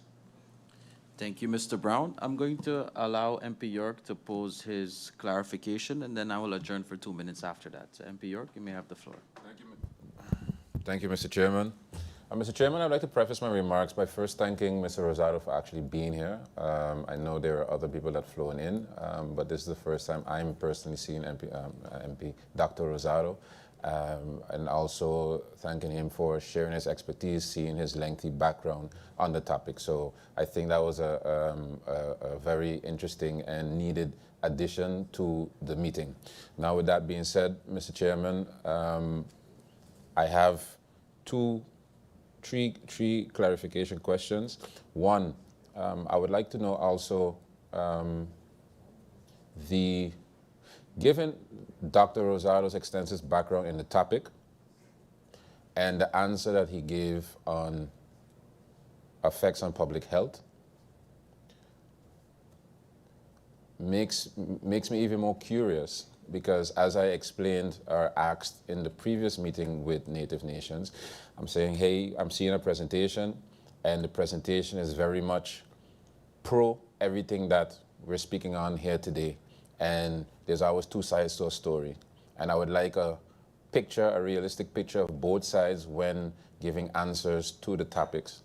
And the answer given by Dr. Rosado, in my estimation, was very much true, but also one-sided, right?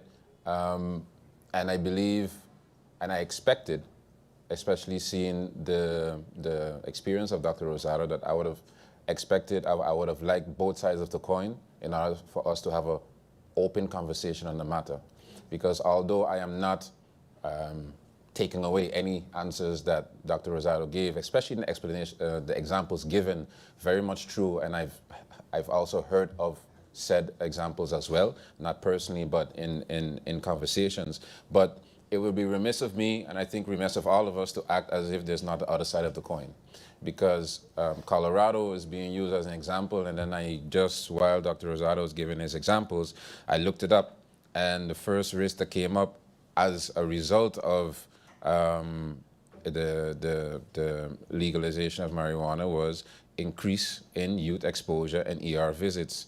Here they have public health. The number one issue is the public health strain, rise in cannabis-related emergency visits, especially from edibles, accidental ingestion by children through to increased accessibility, increased normalization amongst the youth because of commercialization, and blurred lines between controlled use and widespread exposure.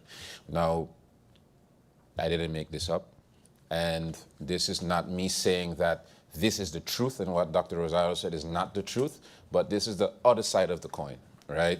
And my goal and my intention in these type of meetings is to have an open line of communication and dialogue on both sides of the coin. And I still feel that a lot of things that are being shared are still pro because of the reason of the meeting, and it's negating all of the potential cons as well, right? So that's one thing. Secondly, I would like to know, is Dr. Rosado here as an independent doctor on the matter, an independent professional on the matter, or is Dr. Rosado affiliated with the Native Nations in any way, shape, form, or fashion? I think that's also important for transparency reasons, also for those that are watching and viewing to understand the perspectives of the information being given today. And also, lastly, Native Nations throughout this presentation, well, mainly the last presentation, the first presentation, I wouldn't say painted a picture, but it came over very much hands-on, right? And I mean that as a compliment. And the question posed that Mr. Brown just answered, being what was the interaction and what was the work relations, or why the stakeholders that I mentioned were not part of the work groups. And then to hear, well, we had 2 meetings with them, and for the rest that was done via the ministry, and we have their feedback in writing or their opinions in writing. I would ask why would, I would say, one of the most important stakeholders of the country, being professionals from our public health, was there such a, I would say, hands-off approach compared to the rest of the approaches we've heard up to now? Because again, and I mean it, I meant it positively, Native Nations has come over very proactive and hands-on with the growers and the farmers, etc. But why then the distant approach towards the stakeholders of the country as it pertains to public health outside of the government? Right? So those were just my clarifications based on the answers given up to now. Thank you. Thank you, MP York. At this moment, I will adjourn the meeting for 2 minutes, yes?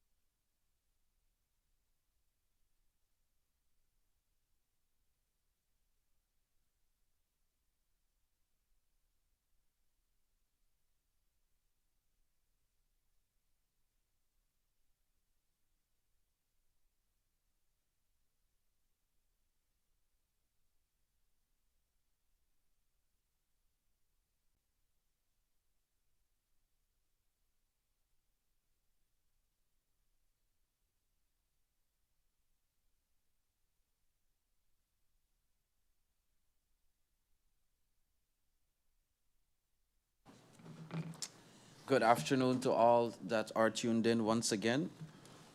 So for continuation here, if we can get a concise answer on MP York's questions, I would allow Dr. Rosado to have the floor on his clarification, sorry. So the concise answers to the three clarifications by MP York, please. Two of those clarifications pertain to me. The third goes to Cliff. Perfect. Or Mr. Brown, sorry. So I'll answer your, I'll answer your second question first and your first question last. Regarding my involvement with Native nations, I am an independent physician. I have a private practice in the state of Florida, cover 4 clinics in 4 different regions in north central Florida. I speak extensively all over the world. I've published 7 books on the topic of medical cannabis and have over 100 podcasts and YouTube videos available for your continued viewing and education. So as far as my involvement with Native Nation, I was invited to come speak. We are in conversations for me to come on down the road as part of the team and be their medical expert, chief medical officer. Don't know what the capacity is thus far yet. So do you have any further clarification regarding that point? Okay. On to the other one. Yes, you are 100% correct. And as they say in my country, we're not going to cover the sky with one hand. The reality is the reality. But there's a very, very popular book that in that book, it states people perish for lack of knowledge. And the healthcare crisis that exists in certain areas because of inappropriate use of cannabis is partly and majorly due to lack of education, improper labeling, irresponsibility on the parent side, because it's not only cannabis that children have access to from irresponsible parents. There's alcohol, there's opiates, there's benzodiazepines. So it's not just specific to cannabis. It is specific to cannabis today because that is the topic. But if we were to look at the numbers of ER visits for opiate use disorder, opiate overdoses, deaths caused by overdoses, we would be having a completely different conversation and the numbers would be completely skewed. So although I do agree with you and see your point of view regarding the numbers and the data that you brought up during this meeting, I also want to express that much of that is due to irresponsibility and lack of knowledge and lack of education. In a past life, I was the communicable disease director for a county health department. So public health is one of my wheelhouses. And it's something that I'm bringing to the table, not only as a physician advocate for medical cannabis, but also as a public health expert. Thank you. Thank you, Dr. Rosado. Mr. Brown, you may have the floor. Thank you, Mr. Chair. Pertaining to the question, MP York, pertaining to your question of the engagement and the hands-on approach, thank you for that compliment. And also, yes, it is true, both the work group and Native Nations has taken a very hands-on approach. I think that's part of the job that was expected. It is expected to go out and talk to everyone almost that would listen, all stakeholders, and so on. The structure that was set up in this particular engagement was set up by the government. That's how the structure was set up, and we are following it. However, as it pertains to the amount of meetings that we've had with these particular organizations were based on the information that we had to gather and needed to gather thus far. the information that we did gather from them was what was that this is what was brought over to us on different meetings. So this was the points that they brought across, and we took those points.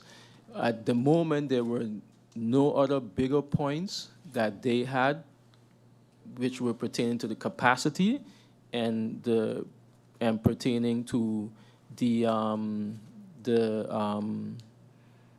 concerns that they had for their for patients. This doesn't mean that we're not going to meet with them again. We do have a long stakeholders list. That's something that's ongoing, and we're also still meeting with all these stakeholders that we have on the list as well. And of course, would revert back in meeting with other stakeholders that we've met with already to present to them and show them how far we are and get their feedback again. So in short, this is an ongoing process. In short, it is not so that we didn't meet with them because we didn't want to. We met with them several times and moved on to other stakeholders, and of course would revert back in due time. And lastly, this is just only based on the way the structure was set for us. I hope I've answered it. If you have any other clarification, I'll be happy to clarify. Thank you, Mr. Brown. MP York, you may ask your short question. Thank you, Mr. Chairman. Very, very, very short. If I understood correctly in the previous presentation, the legislation has already been submitted to Council of Ministers, if I'm not mistaken, or to the High Councils, not sure. If the legislation is basically finished, or at least the first phase of it is already finished, and you're having a Native Nations is planning to still have stakeholder consultations, what's the goal of those consultations, seeing that the legislation is already submitted? So I don't really get that part. And the part of, again, one of the most, if not the most important stakeholders on the island. I understand all of the due diligence from other countries has had the least interaction with the process up to now, based on everything that's been shown up to now when it comes to work groups, et cetera, et cetera. I don't see how that jives with the goal and where we're supposedly working towards, right? So that's the reason for my question at the time. So I'll leave it at that. Thank you, MP York. MP Roseberg, I'll allow you to ask your clarification as well. Yes, it's more a question that I would like to get answered, seeing that there are so many questions, but I really would like this answered today. So my question is, I have heard the question from my colleague MP and the answer in regards to said work group. And what I would like to know through you, Mr. Chair, is if the work group with the different stakeholders, being the stakeholders from TEAT, being the stakeholders from Justice, and from VSA, is this work group still active? That's what I would like to know directly, yes or no. And other than that, I heard my colleague MP ask the question, which I find very valid, and I had it written down as well. We heard in the previous meeting that the legislation is currently on its way. Let me put it like that. But the legislation on what? Because I do not understand, as a lawyer, that when you have legislation in the making and you still have work groups going on, like why are we having those work groups if you're already at the end? So what is being legislated? Because as I understood, it was a study, but now we're legislating what exactly? So if those two questions, Mr. Chair, can be answered. One, is the work group still active with all stakeholders? And if not, which stakeholders are not involved anymore? Two, which legislation is on its way? Legislation on what? Direct, simple, Through you, Mr. Chair. Thank you. Thank you, MP Roseberg. Before I hand over the floor to you, Mr. Brown, I'd just like to mention that after the concise answers of MP Roseberg, if it's okay to send all the remaining answers to questions posed prior and current to Parliament via writing, so that we can proceed with the closing of this meeting. So, Mr. Brown, you may have the floor to answer those questions. Thank you, Mr. Chair, and also thank you to all the MPs present for your engagement and for your questions. We are happy to answer these questions. We're here specifically to engage, get the conversation going, and answer these questions, so we realize that, you know, there's a lot of questions going around, and it's good to have the conversation. So those were very good questions, MP Roseberg and MP York. And to answer them, yes, the work group is still active. As a matter of fact, the work group, I believe, met, it was the 26th of March. The work group is not only for the legislation, but as earlier we mentioned, there were other deliverables as well, as was one of the questions of the Chair Lady of Parliament, Mrs. Westcott Williams. There was, for example, the economic impact study is part of what the work group is also working on. The stakeholder consultations is also part of what the work group is also working on. We also have an outreach program. We have an educational program that's also being developed. All these things the work group is still working on, other than the proposed first draft of the law. So that's to answer those questions. Further pertaining to the makeup of the work group, there's one member that left because she left government to go work for the SED. That was the member that was representing VSR, and she would have to then be replaced. Other than that, the work group is still intact, and as I mentioned, the last meeting was the 26th of March. Pertaining to the questions pertaining to the trajectory of the draft proposed legal framework, this is it's a work in process. It's ongoing. Changes can still be made. Where it is right now is where it's a legal affairs review, which this review is basically not necessarily on the content of only the content of the framework, and so as such, changes can still be made. There were several presentations already done to COM. There were several presentations to the ministers of the work group as well, and as we have gone along, we've had presentation to give the status and get feedback, and that's how that process has been going, and that's how the inputs and the edits and the changes and adjustments have been done. Yes, stakeholder consultations are still ongoing, and as we receive feedback, if necessary, input can still be made into these into the draft legislation itself, up until before it goes for SAD review and council advice, and then Parliament. So yes, this still is a work in process, and that is one of the reasons why we're here also today in this stakeholder. Somewhat a stakeholder consultation, getting the feedback from Parliament. So I hope that is clear.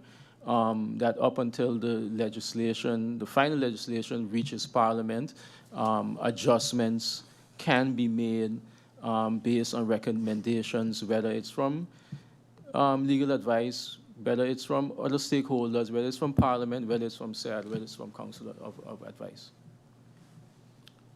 Thank you very much, Mr. Brown. I'll allow MP Roseberg to have her final clarification on your answer. Thank you, Mr. Chair. I will just leave it as a comment because at this moment I'm really confused, and especially seeing how I have experienced legal affairs work.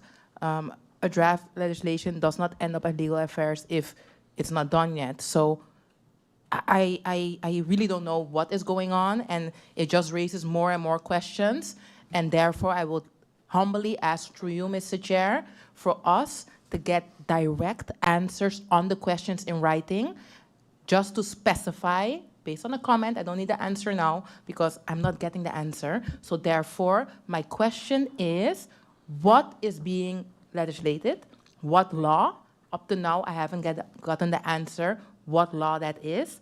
Other than that, I would also like to know how it's now being presented that a law is at legal affairs, but is still in the making. I do not get that. So please provide clarification on the trajectory of the law in writing, step by step, without, just a clear-cut answer on paper through you, Mr. Chair. And also, just to specify in my last question, in regards to the work group, who are currently in the work group from the different ministries? Because I understood someone from VSA dropped out because they're not working at VSA anymore, but who's the replacement?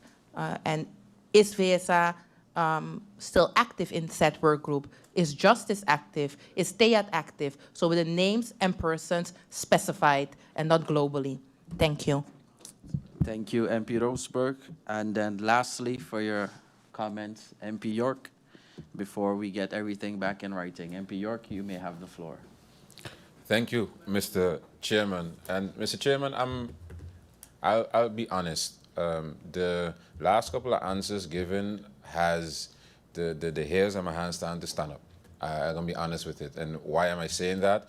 In the previous meeting, MP Irian, in clarifying how this whole thing started, and it was not refuted, so I'll just go off the fact that that's the truth, being that this contract wasn't just to legislate, it was also to do the necessary studies needed in order to get the country on an understanding before the legislation starts, or if legislation is done. When I just heard just now that the work groups are still busy with said studies, the impact study, the et cetera, but so the impact study and what this whole thing can do for the island, for the island, outside of just money, that isn't finished, but the draft legislation has already been submitted. The work groups haven't concluded all their studies and all of their research, but the draft legislation has already been submitted. The stakeholders, the most important stakeholders in this whole scenario locally, has had not as much of input as one would have expected, but the draft legislation is already submitted, and everything is being said now to what I'm understanding is, these things can still be fixed gaandeweg after the draft legislation comes back from legal affairs. I think we're putting the cart before the horse here, right? And that's the feeling I had from the get-go, and I'm not getting any assurance that these things are being addressed the way they should be addressed. To me, it's a race. It's coming over as a race to get this thing legislated as fast as possible, and everything else is bijzaak, right? And I think if that is the premise, I can't speak for other MPs, but my hesitation has now turned into worry, right? Because I haven't received any documentation from any of the 1, 2, 3, 4 years, however long Native Nations or any entity has been busy on this, to be like, okay, this is the document of a report or anything based on the research. Everything is still in works and I don't want to sound like Debbie Downer here, but it's not. The last couple answers given is just made this thing even more worrisome. And it started from the fact where it was told, after asking for 5, 6 times the same question, being what is the role of the inside versus outside, and come to find out the locals that are growing inside are just employees at the end of the day. And that was the worry I had in the beginning when I asked of the dependence of a single entity in this whole construct. Because at the end of the day, it would still come over as if the local growers, farmers, whoever you want to call them, will be dependent on a single entity. And when you have that, you have a very one-sided market, directly, indirectly, and those answers have not been, the answers given has not been reassuring where that is concerned. So I'm not gonna think it and don't say it. I'm not gonna say it outside and don't say it inside. That's my stance. That's my opinion. And I'm not saying I'm not open to anything else after this meeting, but I came into these meetings with concerns and I'm leaving with worries. And I'm just saying that straight up. Thank you. Thank you very much, MP York. I'll allow Mr. Brown, sorry, to have the final statement before we close this meeting. Mr. Brown, if you'd like the floor. Yes, thank you. I will allow my colleague, Ms. Sixian Janssen, to elaborate a little bit and explain on the process of usually how legislations can be worked on and brought forward, and then I'll take the rest. Okay. Actually, Mr. Brown, due to the comments, if we'd be able to follow up with everything in writing to the members of parliament, if fine, due to the full perusal of all members in the committee, to then move forward to the next steps for this discussion. So if you are fine with that, can we get everything as discussed here, the comments, the questions from the previous meeting, this meeting, in writing, and then so we could go on with closing this part of the meeting? Yes, that's fine.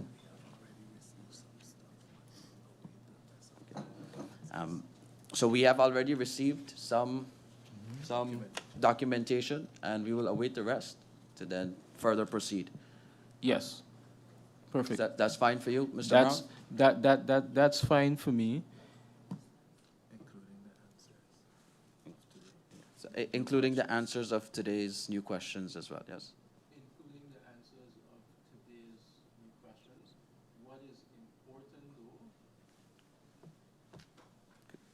Hit the mic.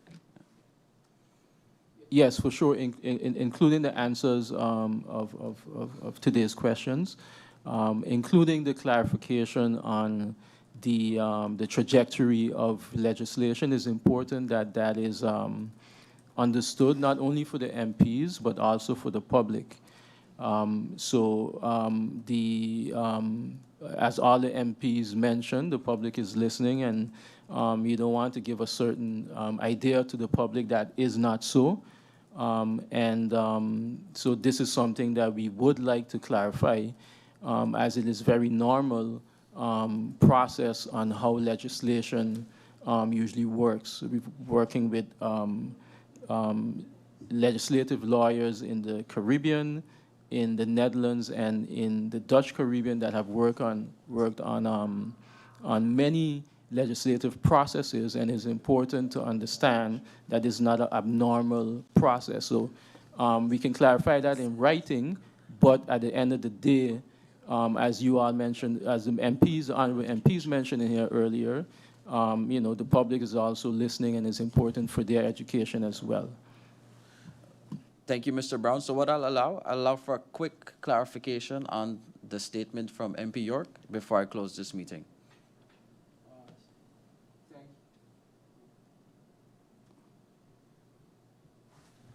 Thank you. This was not based on the statement from MP York. It was based on the statement from MP Rosberg. My apologies, yes. You may go, I'm sure Ms. Janssen wanted to take the floor on that. If you can quickly, please. You may have the floor. Yes, thank you, Mr. Chairman. I think it is important to make a distinction in two separate processes. I understood that this was a presentation on the ongoing activities of a working group to a specific committee or separate committee within Parliament, right? This is not the presentation of a law that is already finalized to Parliament for decision-making. Am I understanding this correctly? This is the Agricultural Yes, yes. Subcommittee of Parliament, Correct. right? Or am I misunderstanding? Yeah, correct. MP Roseberg, if you'd like to quickly. Sorry, Mr. Chair. You granted me the floor. Yeah, that's correct. That's correct, through you, Mr. Chair. But the reason why we're asking the questions in regards to legislation is because in the presentation presented, it was several times alluded that the legislation is of legal affairs. So we are trying to understand if something is being presented where we are getting information in regards to this topic, how can legislation be at legal affairs, and what legislation is then at legal affairs? That's the confusion that we're facing right now, and which we up to now haven't gotten an answer to. So maybe you, as the legal mind, can maybe answer that, what legislation is at legal affairs. Thank you. Ms. Janssen, you may have the floor. Thank you, Mr. Chairman. Thank you, MP Roseberg, for your question. I just asked that previous question to clarify the the setting and the framework of which we're operating in. It is indeed, there is a draft, and JZNW is indeed requested to look at, especially wetgevingstechnisch, how the law is set up now and how this could be further facilitated down the line. As you know, even if JZNW is involved in, for example, the working group, which is not uncommon, that they already assist in the drafting of the law during the entire process, the law will still be open to be consulted with external parties, but also with the SER and also with the Council of Advice. Even when it comes to Parliament, there is room for amendment of the law. I'm not saying that the law in itself, in the position now, is finalized. That is not the case at all, but you have to, as a working group, come up with a framework that you will then put out for consultation. So even if a working group has been working together, thinking of what would be important, taking into consideration what government requested to be included in the economical impact study and other forms of consultation, you need to have a working document that will be subjected to consultation, or else what are you consulting? So I think this is a procedural matter, and there is no way that the law is finalized or subject to final advice. So I think this is important to clarify, and I think MP Roseberg also asked what law is being presented to JZNW, and this is a law to regulate the medicinal and adult use of cannabis in Sint Maarten. And I think that is a very direct question. I don't know what else I could add on that. Additionally, there are also other regulations that are being drafted, that will be drafted as subordinate regulations. So national decrees, for example, or LBHAMs, for example. And those will follow after the law, even after the law has been implemented and incorporated. Thank you very much, Ms. Janssen. Since there are no further comments, I would like to say that all the answers mentioned even here on the floor at the moment be documented in the documents sent to Parliament after this discussion. I would like to now thank all the representatives of Native Nations SXM for their presence here today and for providing the necessary information.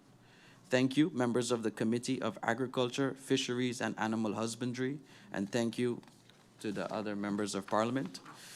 Ladies and gentlemen, we have come to the end of this committee meeting. I thank you all for your participation, and I hereby close this committee meeting.